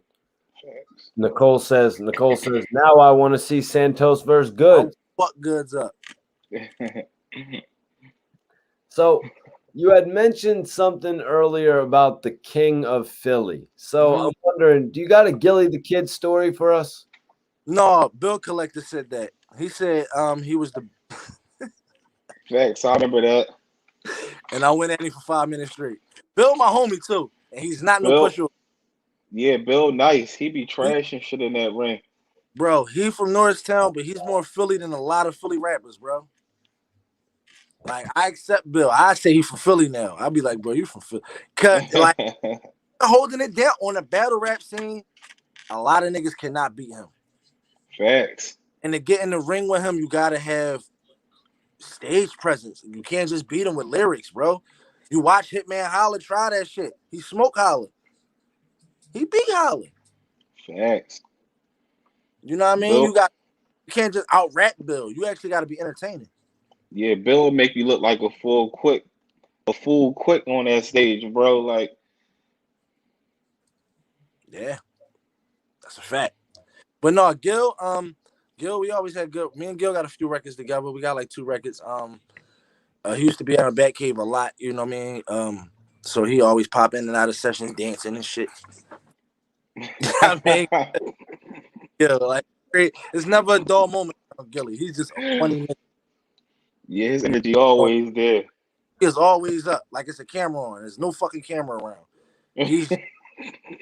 That's just him. That's his real personality, bro. That nigga is fuck with Gil. That's awesome, man. Yeah, man. Gilly the Kid. But I'm gonna tell a story though. When I was a young nigga, first of all, let me shout out Nina Ross. Nina Ross was actually the first rapper in Philadelphia to ever say I was hot. Before any come up show, before any of that. When I was, I believe 17, I was like 17. I was in a booth. My cousin Maul made me rap for Nina Ross. She heard my first 4 bars and said, "Shut up, I don't want to hear no more. And you from West Philly, get on the song." And she put me on the track. And she was in the studio with Gilly and Black De Niro. And when I went in there, I spit, and she was like, you know, she hard as shit. She hard as now. She a gangster for real. So she was snapping on them niggas like, yeah, what the fuck you talking about? This my pup. Yeah, y'all niggas ain't, but you know what I mean? She all in that. And they like, he all right. They wasn't really, you know what I mean? Like they wasn't showing no love. They wasn't really, and I was hot as shit, but they didn't show me no love. Niggas ain't really start showing me love until I got on the come up show. Then I was like, oh yeah, Toast, what's up? But yeah, them niggas ain't want to show me love back then. Nina Ross was. She was like battling them niggas for me. Like, what? My young boy hot. He hotter than anybody. You could go. So shout out to Nina Ross, man. They didn't show me love up front. No, it was till after I start popping. Oh shoot, look at this. Yeah, people are going off in the chat right now about you and Goods. I will fuck Goods up. We need to make that happen. Smack, set it up. Happen. No outfit can save him. I don't care what he dresses in. What the fuck type what he wears, it's not gonna save him. All that money talk, when he start talking about money, none of that's gonna save him because we'll bring 100,000 to the battle in a bag. And he can start talking about cryptocurrency. Well, you got 100,000. I got crypto, and he gonna talk that money that's not gonna save you. Oh God. I got millionaires around me. It's not gonna save you, bro. Not gonna save you. Yeah, the people are messing with I you. definitely will. And battle rap is not where I'm trying to take this, but don't get it. Let's be fair. We got the money, and if I step in the ring, it's going to be with one of them guys. So Goods can be the first body. We'll put the money up. Oh yeah. Speaking of that, man. So Toast, you're actually in California now, man. Tell everybody what it is that actually brought you out to Cali. When I was a young boy, when I was 13, my cousin, he had a relation with Christina Milian back then, and she ended up putting him on. And he was coming to Cali on some other shit. He was coming out here to produce a record for some other shit, right? And my hard-headed ass, my mom told me I couldn't go. I left anyway. And I just got on the plane with my cousin, and I just came out here, and I didn't, and I ended up moving my mom out here 2 years later, because I ended up filling out an app in my brother's name, and I filled it out all in my brother's name, and I put the money up for it, and I told my brother, yo, come on, I'm not old enough to actually get this apartment, so you got. So I moved to LA when I was 15, and then moved my mom out there. So I've been coming out here. It's not like I didn't start like I came. My first time in LA was 2006. When I used to live in Inglewood. I came to Cali in 2006. I've been back and forth ever since. You know what I'm saying? This was always a second home because I wanted to escape poverty. I didn't want to live in West Philly my whole life. But once I got my mom out, it was boring. It's like I ain't got none of my friends. I want to go back to the hood. So it didn't last long for me. I thought that was like the dream. Like, yeah, soon my family got, I'm never going back to Philly. That's what I told myself. But come on, I'm a kid. I'm 15, 16 years old. I want to go home with my friends. I started getting homesick. So I went right back to the hood. And I stayed there. But long as my family was out here, I always was good. So, I held it down in Philly all those years until I just felt like leaving. I just felt like there's nothing more for me to hit. I feel like I hit the pinnacle there. Niggas start blackballing me. You know what I'm saying? Like, that shit got real, man. That blackballing shit got real. And then I was like, you know what? I got more talent than the city. I can go somewhere else where niggas don't know me yet and take over. And that's what I've been doing ever since. So, Toast, tell me a little bit about what you're working on now. You were talking to us about your engineer a little bit earlier. Mm-hmm. Yep. Mike West. Yeah, so we got the Trapped in the Trenches thing. Trapped in the Trenches is big because we got some shit lined up with Tubi. I'm pissed off at my videographer. He lost my last 2 videos. That's the only reason why part 4 and 5 ain't dropped yet. Because my video, I don't know what happened. He fucked the footage up. It's gone. I got to reshoot it. So that's the only reason why part 1 through 3 is out. I shot the whole season 1, and it was supposed to drop, but we were supposed to air it in the movie theaters. You know what I'm saying? We was going to pay for rent the movie theater out, and we was going to do that. And then I got to deal with Tubi on the table, and we was actually going to turn the 5-part series into a real movie. And we're still doing it, but it just slowed the process down with my cameraman losing the last 2 episodes. But that's in the making. And since that happened, I was like, all right, fuck it. I'm a workaholic. So I recorded the membership EP. I knocked that right out. That's all new music. I did that right after the Trapped in the Trenches shit wasn't going my way. I said, fuck it, I'm just gonna do this music. So I put those 4 tracks. I recorded the EP, and we just dropped that. You know what I mean? Whenever something don't work, I'm gonna go to something else. I never get frustrated and be like, why? No, just go to something else, and I just flip the gear on it. Fuck it. And Toast, I gotta ask you, bro. What's going on with Ant, man? You know, he's like one of the most successful people that came out with a DVD from the city of Philly as far as like taking it to the next level, getting shit in the movie theater, man. I even know at once upon a time he was doing like the modeling thing, like you know what I'm saying? Like what's going on with Ant right now? If you could speak on it. And that's my big brother. We got it's family when it's that. It's not music. It's not no. We just got a family relationship. If I could tell the truth, Ant is burnt out with music, in my opinion. Okay. I guess you know what I mean, when you do so much and not appreciated for it, and it happens like what happens like to us. He still feels some type of. He ain't gonna say it. He still feels some type of way about that blackballing shit, man. He still feels some type of way about how the industry treated him. He felt like he played the game fair, and he was trying to put everybody on, and he was trying to bring everybody with him, and everybody shitted on him. He felt like everybody shitted on him, man. You know what I mean? He really is upset. I'm gonna keep it real. He's not gonna say it, but we played the game fair, man. We played the game very Facts. fair, and they didn't play fair with us. They backdoored us, double crossed us, snaked us out of like, you know what I mean? We was genuine dudes, and niggas was sharks, and I get it now. But you know, we came into this shit with a genuine heart, and that's not how you. This game is a sharks, man. It's shark food in this game. You can't come into this joint genuine with everybody. You just gotta be genuine with your people. But Ant still feels some type of way about all that shit, man, because he know the truth. He the man that can speak about a lot of this shit that I talk about, but he's not gonna come out to the joint and say it because he worried about his family right now. You know what I'm saying? He's not really worried about this music shit. But if Facts. he get mad, he got a lot of stories.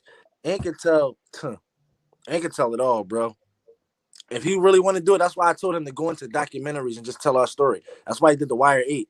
All started with a camera. I told him to do that. I said, well, bro, put that shit in the documentary. That's why the phone call with me and Khaled, all of that, like, that's why all of that is on the documentary. Like, so it's no lies there. Like everything that we talk about, you can watch The Wire 8 and you'll see everything. From the We the Best deal and how that was about to be venture when we run the streets. People don't actually understand that was a joint venture. He wasn't just signing me; he was signing We Run the Streets as a company, so we can sign other artists. Khaled was about to be just the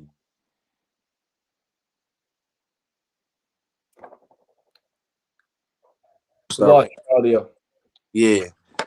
Can you hear Yeah, me now? that's crazy. Because you actually mentioned how Khaled was on your tape. How did you guys start to develop that relationship to where Khaled wanted to mess with Rerun the Streets? He just heard me rap and was like, "I want him." It wasn't even no nothing else.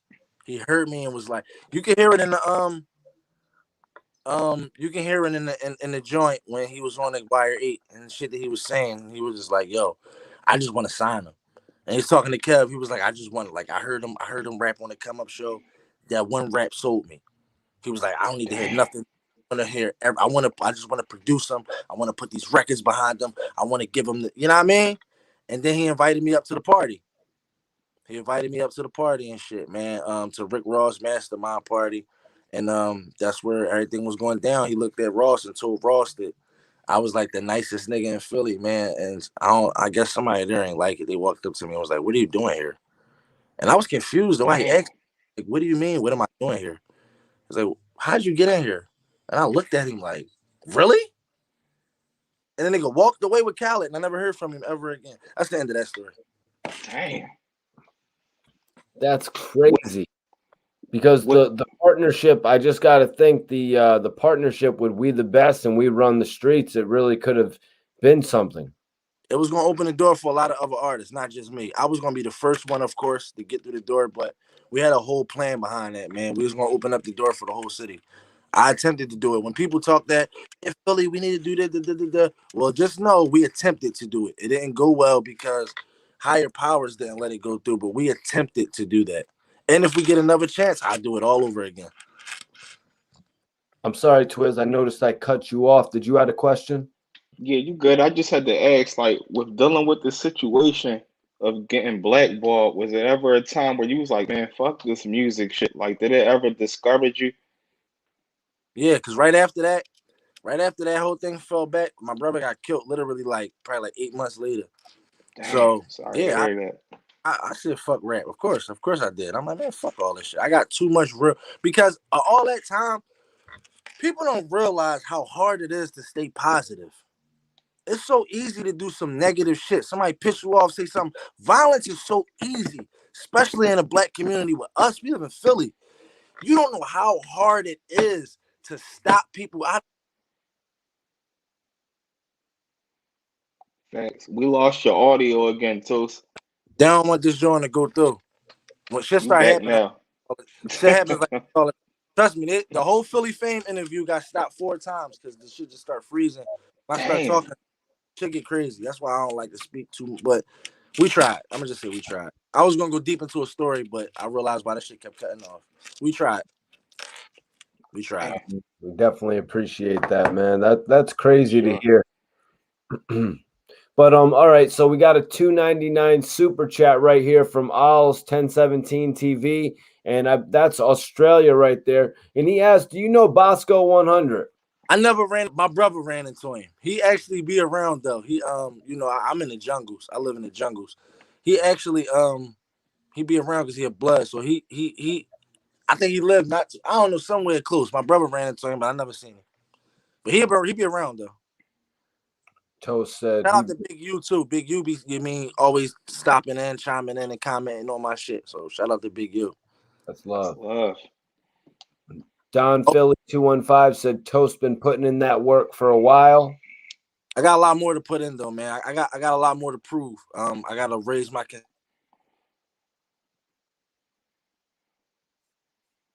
Yeah. But yeah, man, Toast. We definitely appreciate you tapping in tonight, man. It's been a dope Sure. interview. I look Thank forward to I look forward to cutting it up and putting it out piece by piece, man, because you gave us a lot of great information tonight, man. Facts. Thank you. I'm sorry the shit keep cutting off. I wanted to get a little bit more in the, you know what I mean? But No, it's all good, bro. It's all good. We did a great one tonight, man. And we'll have to have you back on again in the future, especially when you're ready to drop some music. I'm looking forward to it, man, for sure. Definitely. Quiz, did you have anything you wanted to say to Toast before we let him go? Toast pretty much touched up on everything. Like you said, it'd be a blessing, Toast, if you can, come on in the future. But I just want to say, keep doing your thing. Your work ethic speaks for itself, man. Don't get discouraged, bro, because you got what it takes to get where you need to go, bro. You know what I'm Thank saying? Much love and respect to you, man. And thank you for stopping through the show, bro. It's you. Absolutely. always love. Thank you for having me.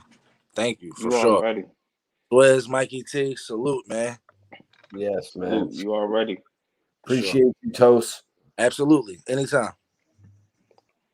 Salute, my brother. Damn, man, what a show. What a show with Toast coming through there on the end. And sorry if I seemed a little distracted. My weed man just hit me and told me that some Gary Payton cookies are on deck. Damn. Oh, yeah. Damn. Yo, some people were freaking out in the chat, man, saying, "Oh, Mikey T's going at Hassan Campbell tonight." You know, that's what they were saying. But my bad. Yo, Alls, I've actually got Toast's Instagram pinned up if you want to follow Toast. Everybody in here, go follow Toast right now on Instagram. It's pinned up. But Twiz, I don't think what we were doing tonight was disrespecting Hassan Campbell whatsoever. I think we were really giving just our outlook, and I think it was a clear positive outlook on it. Definitely. It was a positive outlook. We ain't disrespecting, man. You know what I'm talking about. So at the end of the day, it was pretty much just debunking everything that was being spoken on, if it's safe to say that. And, at the end of the day, those two guys, they spoke on the phone. Mikey T said earlier that he feel like people would be stronger together than to have to go back and forth like that. Regardless of the fact, it's all one goal, and it's to save the youth. It don't matter what point of view, how you putting it out there. Long as everybody's on the same mission, because we can look around on the world news from hood to hood that it's a different day and time right now, to where like life is not being valued. Even the music is completely disrespectful, to the point where it's like it's cool to take people's lives and disrespect the dead and taunt it. So we got to make some change, man, and it start with the people, the OGs and their inner communities, on top of your households to your children. We got to let them know, like, life is not Grand Theft Auto, bro. Life is not a movie. You can go further. Why not just get money and live luxurious? You know what I'm talking about? All right, and Twiz, before we get right back into that, I know there's a few people who tapped in and didn't really get to hear us talk about Fat Trel. Um, Fat Trel posted a bunch of joints on his IG that almost would make you think he had gotten out of jail. So he put up a message and said, "I am not home yet. I repeat, I am not home yet. We should all know how rich dudes live in jail. Put two and two together. No, I'm not home yet. I get sentenced on September 23rd, and we are pushing for time served." Um, Twiz, how often in a case somebody's sitting up, hasn't been sentenced for a number of years, how often do you see that case getting resolved with time served while somebody's still in jail? Every time, that's part of it. Like, the time you sitting in the county and fighting that case, when you get convicted, 9 times out of 10, that time is going to be counted for. You know what I'm talking about? Like, and if you're dealing with a case, if you're dealing with more than one case, another thing you can be dealing with is getting your cases ran concurrent. Meaning, for instance, like, say if you got charged for like a robbery, and you got charged for, you know, possession with intent to deliver. Say you get a 2 to 5 for the possession with intent to deliver, and the 5 to 10 for the robbery.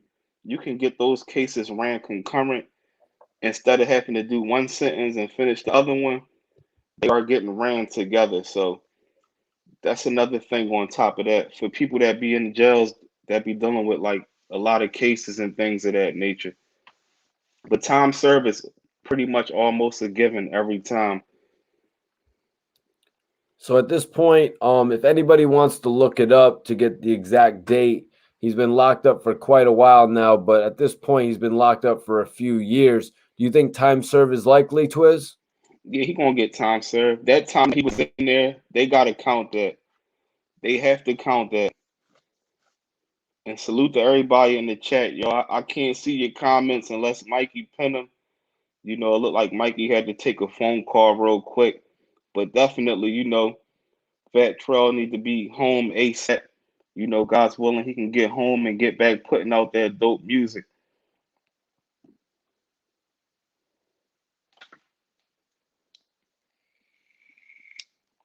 Right here at the halftime show, y'all. I'm just smoking my vape and all of that. I'm sorry I can't get with the comments and all of that. But salute to everybody that came in here. Okay, here we go. Mikey still pinning them. Concurrently time served. If you're doing 10 years, time served for 2 years sentence, you should do facts. That time is going to count. So the question is, what time is he going to get sentenced with? And most of the time, you know how it is when you on the inside, your lawyer is pretty much letting you know what your case can hold and what the DA is trying to give you. So with him saying he about to come home soon, most likely he know what he's looking at as far as when he gets sentenced. And depending on the situation, you can get found guilty and they could bring you back for resentencing, or you can get found guilty and they sentence you that same day.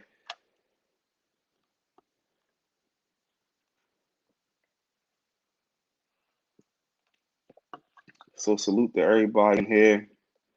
Our time is different from everywhere else. That's a fact. That's a fact. You know, like out Philly, PA, period, man. You get roof quick.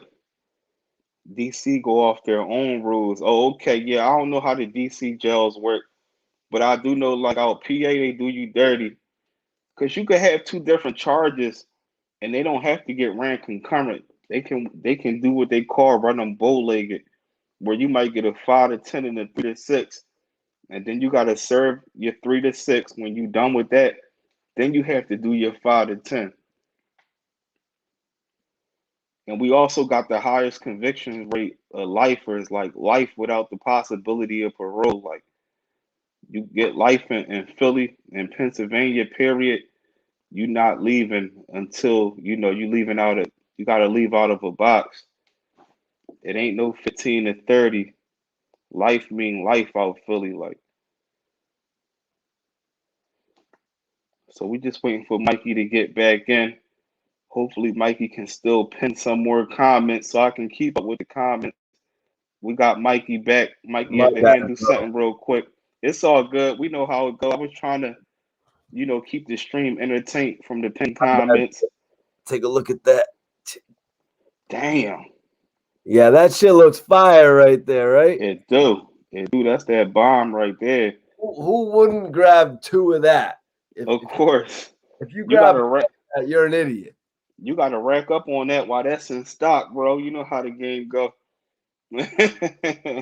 Smart man right there. Fact. Hold on, what's Tyson talking about here?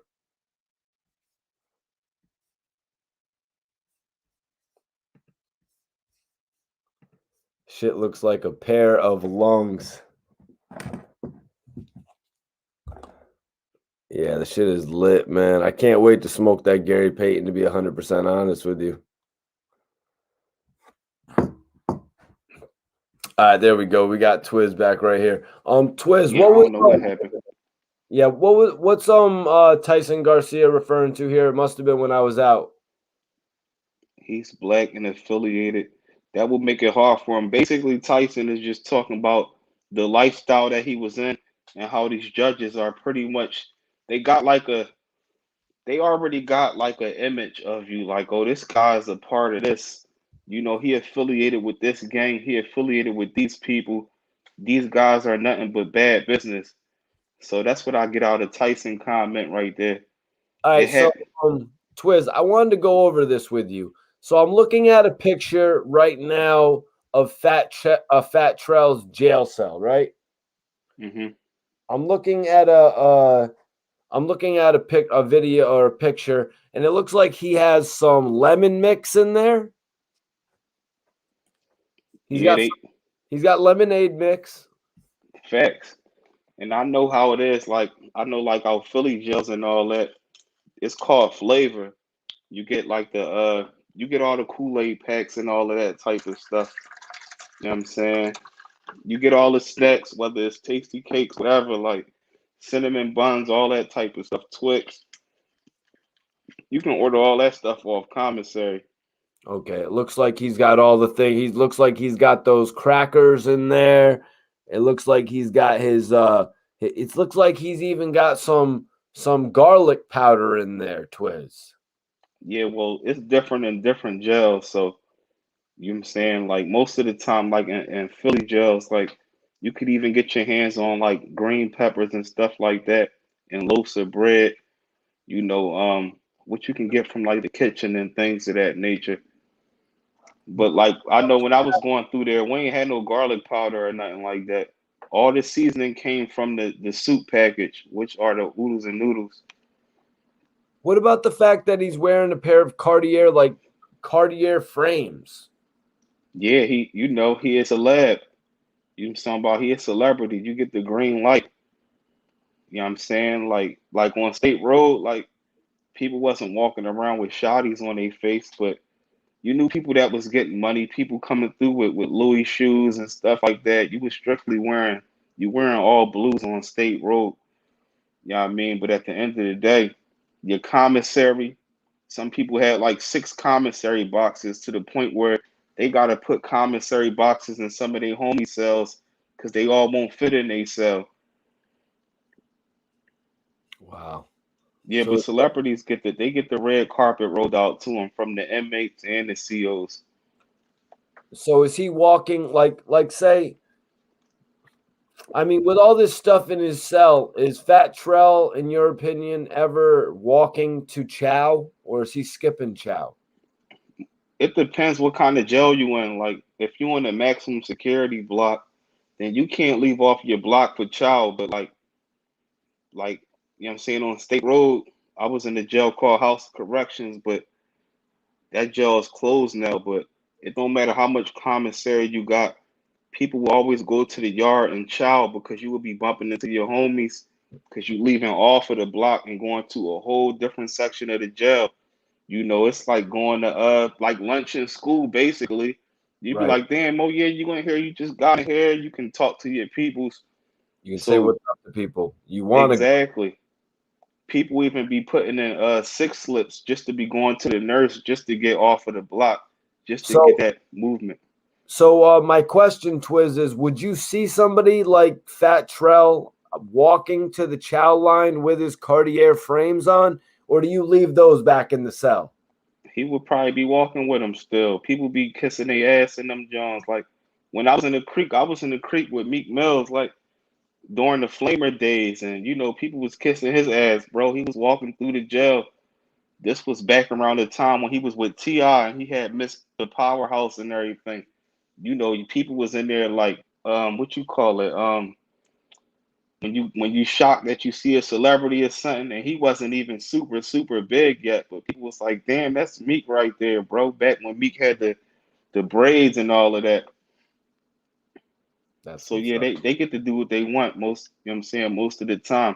Long as they ain't have like a bad reputation when they was on the streets. But I'm pretty sure he walk around, that's probably not the only glasses he got in the joint. He probably be switching up. So Fat Trel is wearing a pair of orange. He's wearing a pair of orange pants. I would assume they were jail issued, but I mean they kind of look like sweats. And he's wearing a orange hat. It's like an orange, like winter hat, almost like a Scully. He's almost like stylizing it, man. It's like, is that something that is jail issued? Do they issue a Scully cap? Yeah, you get a Scully cap, you get a Scully cap, you get a little jacket for the winter and all of that. And then you get your like State Road, we wear all blues. So you get like the V-neck blue shirt with the blue pants, and they give you like the knitted hat, and you get like a little blue jean jacket. That's just our State Road. You already know, custom made. And even with the regular blues, people, you know how you iron your clothes in jail, you fold them up nice and you put them up under your mattress and you lay on them overnight. You fold them up perfect and you lay under them and they be like fresh pressed. So people be styling with regular county clothes on in that joint. You know what I'm saying? People just try to make the best out of it. Real rap, the blue skippies, that's only if you came in with like some Timbs on or something though. But if you had some sneaks on and they let you rock out with them until you make commissary, get some, yeah, starstruck. That's the word I was looking for. Twiz. Now, when you saw Meek Mill walking, excuse me. So you see Meek Mill walking. Sorry. Are other people running up to Meek Mill in jail, or is that not allowed? No, they don't. You can. I mean, like the block. What happened was I was coming from Child, and Meek was standing in the middle of the steps, like he was waiting on somebody, so people can interact and all of that. So people don't want to be like they dick eating and nothing. They just, but you can see people's faces looking like, damn. You might hear a few whispering, like, damn, that's Meek right there. You know what I'm talking about? So I'm pretty sure he had people because we wasn't on the same block. But this was around the time when he dropped "I'm in my bag" and everything. You know what I'm talking about? So from rumor has it through the jail, he was able to, of course, get his cell switched and everything, like all the way up to the front. Because like over the House of Corrections, the COs come open the gate one by one. So he wanted to get all the way up to the front. So when his gate get popped, he'd be first on the phone. But he got his cell switched and all of that. So he was having it his way in there. Wow. We're gonna have to tap on that on a whole nother episode, aren't we? Facts, facts. It's a lot, man. I've been locked up with a lot of rappers from Philly, man. That's crazy, man.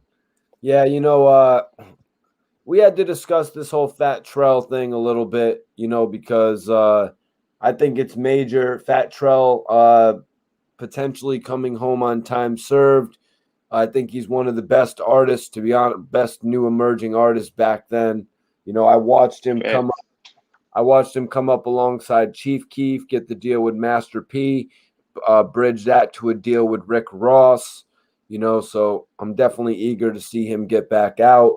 It was dope having Santos come in tonight and basically giving me a whole background on his career, as well as explain everything that's been going on with OT the Real. And then, of course, we started off the night by talking about Hassan Campbell and everything that is going on with him and Styles P. How did you feel about everything overall, Swizz? Man, I feel like today, and just like a lot of other nights, man, we gave a great show. Cause it's like we jammed three different shows into one live. You know what I mean? Santos Sure. was a great guest appearance, and this is just next level stuff right here. Cause we was on topic for something completely different, and Toast came did the guest pop up, and we spoke on a lot of history. We touched up on a lot of things, and it was also a deeper message behind everything that we spoke on. When we definitely was speaking on like the Hassan and Styles P things you talking about. So I feel like it was a great show. I feel like we treated this Wednesday, which is Thursday now. We treat it like a Friday night, man. You know what I'm saying? We treat it like the weekend. Whenever we on here, it's the weekend. It don't matter if it's Monday, Tuesday, Wednesday. You Yeah, man. know, I really hope everybody enjoyed our take on everything going on with Hassan Campbell and Styles P. We put a little bit about the shooter in there as well. Jim Jones is a Bird Gang affiliate. Appreciate you subscribing to the channel. You know, and then hearing or seeing the news on Fat Trell a little bit earlier, I felt compelled to jump on the internet and talk about Trell with the hope that he'll potentially be out come September, uh, the last week of September when he goes to court. Um, and then Toast. We had Kaboom on the channel last week, so to have Toast on the channel this week, it just really makes sense. facts, facts. We keep it raw and uncut, y'all. Salute to everybody for tapping in, man. We really appreciate it, man. We all the family on this, John. We stay on topic, and y'all was asking great questions in the comments today. So much love and respect to y'all, man. Let me see right here. Now, I want everybody to subscribe. I want everybody to subscribe to Twizz's YouTube channel. I'm going to post the link right now in the chat. It's called Life with the Philly Fam. I want everybody to click the link, subscribe. Definitely tune in, y'all. I try to keep the content rolling. You know what I'm Oh, saying? And right here, Sasha Fierce. Sasha Fierce, is that? Oh, no, no, no. Sasha Fierce. Sasha Fierce. salute to you, Sasha Fierce. Much love and respect. Really, really appreciate it, Sasha Fierce. Really appreciate it. Appreciate it, Uptown OJ. Appreciate it, bro. Twiz, man, the floor is yours, bro. Let everybody know. Let everybody know why they should subscribe to you on YouTube right now. I saw you actually had posted a viral video this week. It looked like some crazy altercation going on in Philly. So that's Man, what's different about your channel? it's crazy. So, I blog through the city. Even I got videos in the crib. I got interviews. I got a short film out right now, Torn Apart. Y'all check that out. I'm working on another film, but I go by SB Twiz, the hood blogger, because I got everything on my channel from just driving through the hood to getting out. Appreciate it, appreciate it. From getting out and interviewing people that's dealing with like drug addictions. They have like deep stories. And the video that Mikey T is talking about, which is my last video on my YouTube channel, was me and my wife. This is a crazy story, Mikey. Me and my wife actually went to go pick up a cake for my daughter's birthday. So we was down north on 22nd Street. And it was just a female out there. She was going crazy. They got like armed security at the place. She's spitting on the dude, fighting him, and that's the last video I dropped on the channel. And that's pretty much what happened with that. You never know what you're gonna see when you out there floating, cutting through Philly and things of that nature. So I try to make sure I keep the camera rolling and not try to show too much, if y'all know what I'm talking about. So I just try to keep the content rolling on there. And you know, that's pretty much it. I'm just, on the upcoming. Mikey T showed me plenty of love from the time I started, man. I salute you again for that, bro. You know, uh, that's pretty much it. Y'all make sure y'all stay tuned to the lives, sub to the YouTube channel, and we gonna keep the fly content coming. Appreciate it, Sasha. First, much love and respect. Really appreciate it. Yeah, I don't know if you saw the comment earlier, Twiz, but somebody said that we had a great chemistry. Did you see Yeah, I that saw comment? that. I saw that, and that's a fact, man. It just rolls naturally, man. It definitely rolls naturally, and we appreciate everything. Thanks, Uptown OJ. Salute to you. Salute to DC. Salute to everybody in the chats. We gonna keep the fire content coming, and that this just the beginning right here. We'll be back tomorrow night. We want to see y'all back with us tomorrow night, you guys. Everybody come tune in with us tomorrow night. We still got 175 people in here right now. 3 Facts, hours, 15 minutes in. We had a height. We had facts. height tonight. Twiz, do you know what our height was tonight? Our height, I couldn't see, but I think we hit a little bit over 500 tonight. Yes. Yeah, Yes. we hit over a nickel tonight, and we kept it consistent no matter how long it's on here. No matter if you're on here for an hour or 6 hours, we gonna keep it pushing. You And know what you I'm want to know saying? what Twiz? That was no special guest. That was no special guest promoted. You know what I'm saying? Facts. No special guest promoted. Just me and you rocking together. And then we were blessed with the opportunity of having Santos come on so we could put together that interview that we've been talking about doing. Facts, and that's what made it more epic. Having it the pop up with Toast popping on there, and clarifying a lot of things and getting into history and speaking on what's going on with him. What makes it great also is that with able to be with being on live, with the people in the comments. You know what I'm saying, all the family that we got in these comments, they get to tap in and ask questions that we might have missed, questions that the world needs to hear. Yep. We even had a nice little battle rap talk, as far as people that Toast could battle, and we also got to rewind and speak on Kaboom battle and Cassidy. Oh yeah. Oh yeah, man. It was definitely, as Uptown says, great energy. Great. Always, we keep positive vibes. Always, like I'm talking about, like but it takes us all as one, man. It takes us all as one. So we really got major love and respect for everybody that be tuning in. Shout out to Rosewood too. He couldn't make it on the show tonight. You know what I'm saying? He's in the studio. He actually Okay. was having a little issue at the studio. The alarm was on, so he was waiting on somebody to come shut it off a little bit earlier. Dang. But I'm It's sure. always something. Wow. Uptown OG says if Toast battles goods, y'all breaking the internet. Yeah, that would be crazy. That's like if Boom Battle Cassidy. You know what I'm saying? Y'all know where it was heard at first, man. And I'm you pretty sure we put it out there first about OT battling any of these guys as well.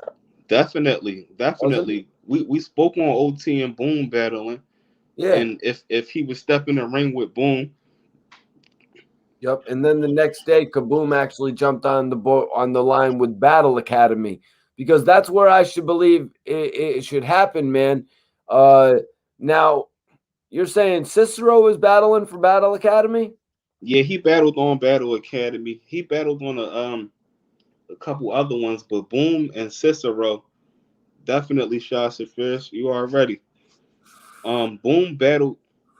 Boom had battled Cicero on Battle Academy, and that was overkill. Appreciate it, George, and not taking nothing away from Cicero, but it was like a real personal battle, and Cicero kind of he wasn't like his skin wasn't thick enough. He started getting irritated. He was like going to stairs, like, come on, man, we said no personals. Like, it was one of them Jones, like I said, where you just turn your head and scratch your hair, like, damn, you know, it was a little bit overkill. Like, you start feeling bad for Cicero in that battle. I don't even need to ask if it was one round. That must have been a 3-round It battle. was a 3 round, and if I'm not mistaken, Cicero didn't even go his third round because he was so upset by the time the second round that Boom just went again. And Boom What? was rapping, yeah, Boom was rapping super long too, like, and it was like personal punch, Yeah, like no kidding. everything was, yeah, yep, like he kind of snatched his soul out of him, and then after Yeah, that he that's was kind of just like, like that's kind of like how Joe Budden set the mic down. yeah, I feel like it was worse than that though. Sounds like it. What year was this? This was probably, correct me y'all if I'm wrong. It probably was about like 2 years ago, Okay, so all a right. year or two ago. Might have been 2 years because time be flying. Probably was like 2 years ago. How about that though? Toast even commenting on the Hollow the Don and Joe Budden battle because of how close his relationship is with Hollow the Don. I thought that was interesting. Yeah, that was dope, and I didn't even know. You know what I'm saying? I would have never thought that they had like a great relationship like that. You know, it just shows you behind the scenes that how sincere some people can be. Given opportunity and stuff like that. Because Hollow, he got a name, his name buzzing, and not saying Santos' name not, but it took a lot that for him to even pull Santos' coattail and was like, bro, come up here with me. You know what I'm saying? George says now OT has got to stop slacking and pop on next. Well, OT's definitely not slacking, between releasing a video on BET, working on his new albums, and actually releasing 2 diss tracks. OT's definitely not slacking, but I think it would be dope to have him on the show now, next, to kind of complete this triangle. Twiz, what do you say? Facts, definitely completing the triangle, and also, he got a story to tell. Y'all know whoever we get on here, we gonna get them to dig into their story as much as they can. And at the end of the day, it's gonna be a green light. Whoever we get on the show, Is this not the podcast? definitely is the podcast. Uptown OG probably talking about like in the room with the mics and all of that. But Oh, timing is the essence. You no, know what I mean?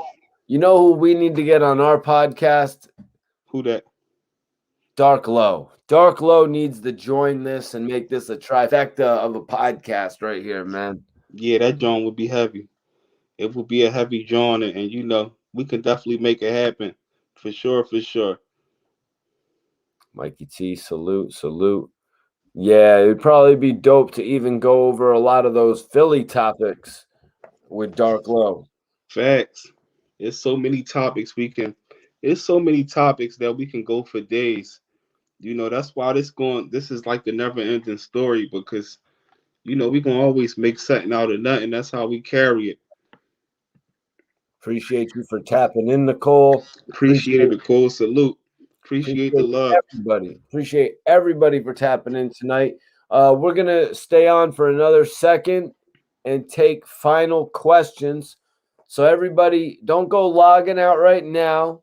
If anybody in here has a question to ask us that hasn't get answered, even if you didn't, we're not asking for any super chats right now. If anybody has any questions, even if it doesn't pertain to our topics or if it pertains to the topics from tonight, send them in right now.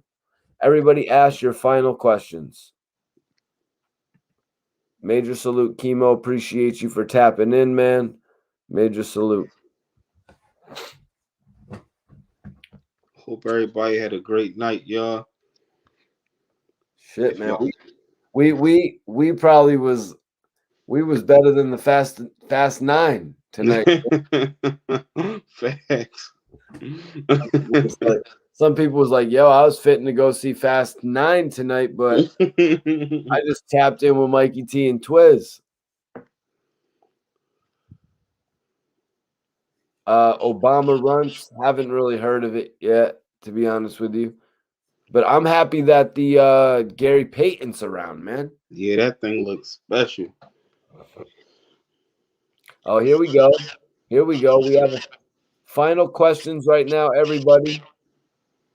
George asks, Twiz, if you could pick the best battle ever, who would you want to see?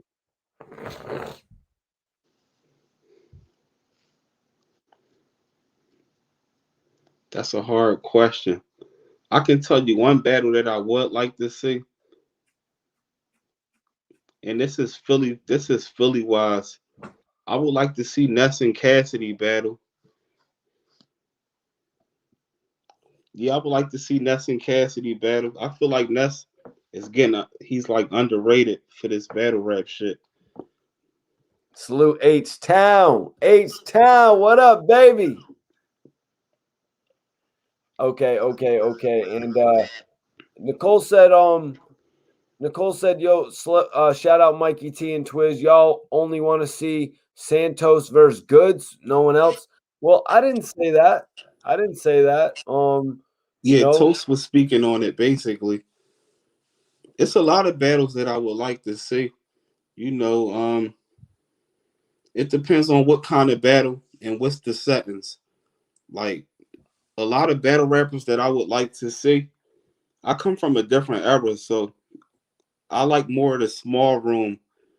You know, it might sound crazy, but I like the Cassidy Freeway, E Ness Hollow Man type battles.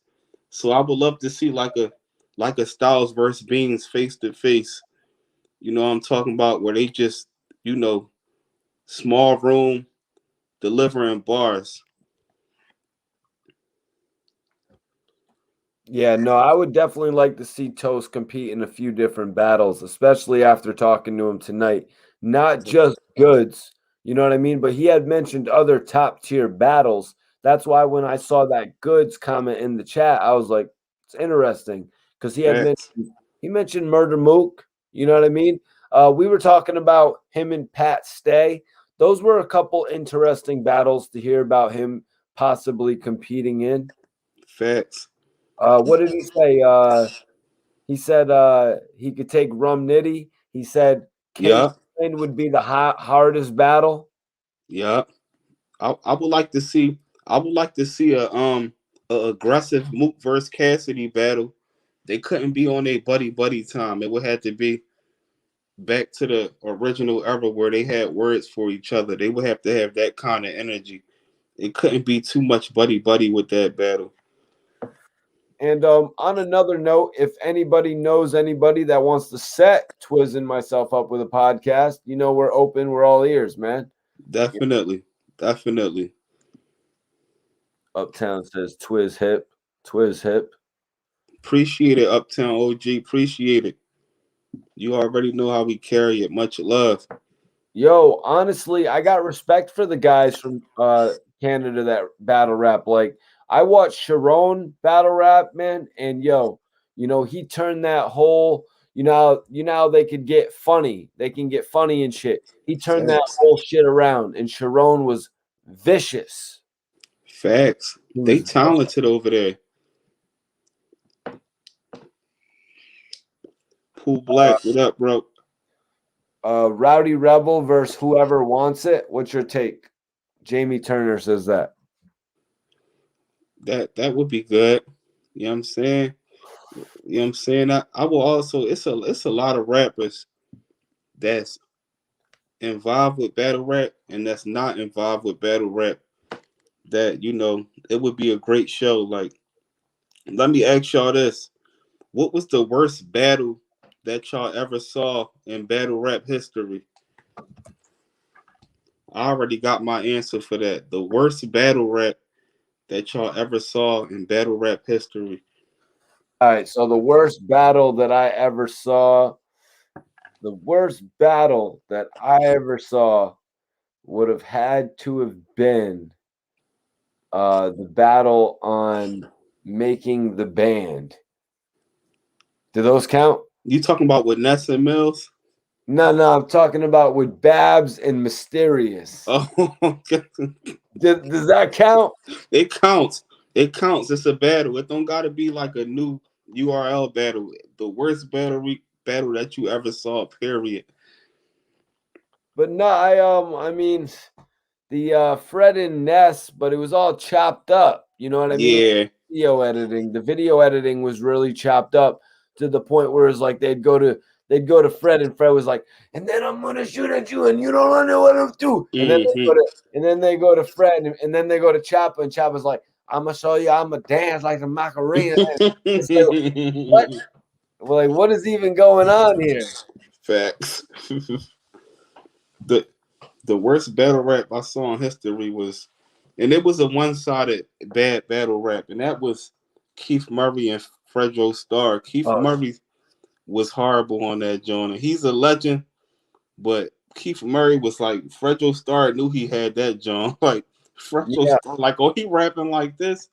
You know what I'm saying? He had a little bit too much to drink before he stepped on the stage, but that was like, you was expecting much more from Keith Murray. So that was like an easy win for Fredro. Yeah, I was gonna bring that up when we were talking to Santos, Mm-hmm. but honestly, man, I didn't want that to be a part of our interview. I was like, you know what? Yeah. I was like, I'm not gonna bring that up. You know what I mean? I'm just gonna let that one be. We could talk about it right now. Yeah, that's on the list of things that I never wanted to see. Facts. Facts. Sasha says that was so funny, like a comedy battle. Yeah, Facts, Sasha Fierce. That show. honestly, oh my God, when you said like the whole concept that we're talking about right now of the worst battle, it came back into my mind, but still, I didn't, you know what I mean? I could chip away at the Making the Band joints. Yeah. I didn't see the recent Ines versus Jay Mills, so I can't comment on it. Yeah. You saw it though. Is that in the Yeah. run for the worst? It wasn't. No, it wasn't the worst. It wasn't even the worst. But Ness won that definitely. Ness was more seasoned to the new style of the URL battle style rapping. Um, and yeah, Ness won that. But Jay Mills was a good competitor. Jay Mills wasn't trash, but he didn't win. But it was good, and it was great sportsmanship for both of them to get that rematch. But the rematch, what was the rematch really based on? The rematch was based on when him and Mills they battled in the room, but Diddy was controlling it. Like, all right, stop right here. Like, Diddy was really over top of him, and it was no judges. Diddy was the judge. Where he'd be like, Mills got that round, Ness got that round. But then Jay Mills came. It was supposed to be a 3-round battle, but Jay Mills went again for a 4th round, and he hit Ness with the famous "fuck you" verse, where he was like "fuck you," and he just kept saying "fuck you," and he kind of that was like a one-hitter quitter. Ness is really good when it comes to catchy shit like that. Yeah, he is, and he don't get the flowers that he deserved, but that's just how the game go. It's like a lot of rappers, whether they battle rap or whether they were just industry rappers, where the light is not shed on them. Yeah, well, he's doing his thing right now as far as getting his name back up in the battle rap world. And to even hear you say him versus Cassidy, I mean, that's got to show you how much of an impact he's actually having on his return right now. Because I Facts. imagine if he wasn't doing too well, you wouldn't anticipate that battle. Facts. And what I feel like separate him from Cassidy is Cassidy got a heavy mouthpiece. That was a dog fight right there. Danny Myers versus Ness. It was a dog fight. I would have to probably watch it maybe like two more times. But Danny Myers was talking heavy on that, and so was Ness. But at the end of the battle, and even before the battle, Danny Myers was always paying homage to Ness. They embraced each other at the end of the battle. I like them kind of battles. That was definitely a good battle right there. Some say Ness won, some say Danny Myers won. Okay, we got one. We got the worst one. Louis Peasy says, "You want to read that one, Twiz?" Feast versus Bill Collector is the worst one I saw. Feast the Beast, he nice though, like, and so is Bill. But I feel like Bill Collector, he wasn't. Bill Collector don't take certain people serious. And at the time, Feast was upcoming, and people want to know who Feast was. They see him with his glasses on and all of that, and don't be knowing what type of bars he gonna deliver. But I like Feast the Beast, and I like Bill Collector too. Hell yeah, that's what's up, man. I appreciate everybody tapping in tonight, guys. I'm on Instagram. If anybody in here wants to follow me on Instagram, I will follow you back right after we end this stream. Follow Mikey T for a follow back. I know a lot of you probably aren't following me. Following me. I didn't promote this video on Instagram tonight. That's right. I didn't promote this on Instagram tonight, and we had we had 500 plus followers tonight. Twiz. Um, did we all forget about Charlie Clips? Oh hell no, we didn't. Nah, Charlie Clip's a beast. We just didn't really find a way to fit him into the conversation tonight. Certain people, they so stamped in the battle rap game, it's not even worth mentioning. You know what I'm talking about? Like they feet are already cemented in the game. Nicole said, oh, "Hold on, no. That's not what I wanted to focus on." Nicole said, that bull is trash, Twiz. Which one? Bill Collector or Feast? Must be Feast. She must be talking about Feast because you said Feast was good. Yeah, Feast was good. And Bill Collector, so Feast will give you like the 8 Mile treatment. You know what I'm saying? Feast will give you the Eminem 8 Mile treatment on the stage. Oh, never mind. She was talking about Bill Oh, Collector. Bill Collector, he not trash. He just, you gotta remember, like, everybody that step on that stage, they can't be aggressive and tough. That's just his way of doing it. You know what I'm saying? Sometimes I feel like he'd be like, "Oh, this person, I'm gonna automatically trash him."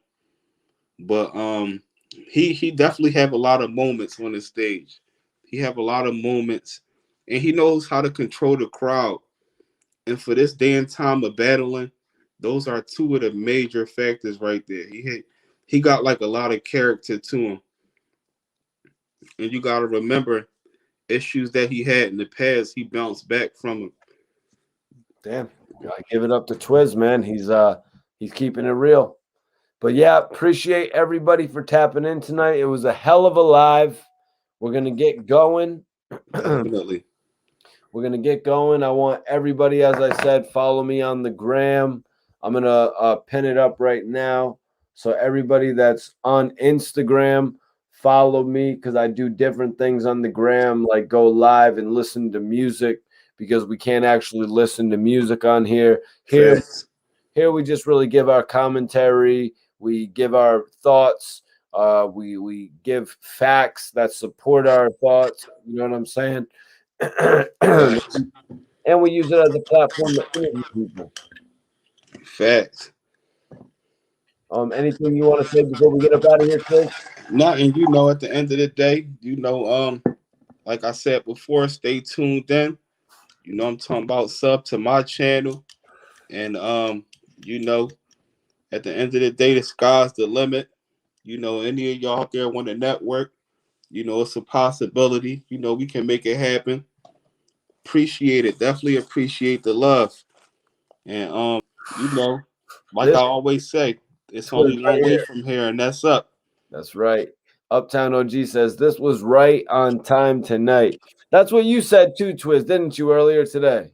Definitely. Like we try to stream during the hours because we know real life goes on. People gotta go to work and things of that nature. So we try not to, push too mid in the day. We want to make sure everybody is home chilling and got a chance to tune in. So, most importantly, on top of our guests, we really appreciate y'all for tapping in because with y'all tapping in, y'all just make the show 1,010% better. So make sure y'all hit the notification bell so y'all can get the notifications when the lives are about to drop. And even if it's not a live, Mikey T got a lot of dope interviews dropping that he dropped. You can go back 5, 6, 7 years. Mikey got some fire interviews. You know what I'm saying? And y'all just stay tuned in. So close. Yeah, that's right, guys. If you want to check out my most recent interview, check out my new interview with Capone from CNN. I just dropped it today. We're about to get off of here, so everybody on here, hit the link right here. I just posted it. Capone speaks on CNN. He speaks on getting arrested before the war report dropped. It's Damn. a really dope interview. I want everybody to go check it out. I had a great time interviewing Capone, man. He gave me a lot of information about when they signed a penalty, when they merged over to Tommy Boy, how he went to jail and came home a millionaire. You guys can hear the whole story. Yeah, that's right. You can hear the whole story in this first part of our interview. It's about 20 minutes, so it's a nice, good piece that you all can view. A piece of history with a hip hop legend. Make sure y'all tap into that. Hell yeah. But all right, everybody, we really appreciate you for tapping in tonight, and we will see you tomorrow night on live. Much love and respect, y'all. Stay up.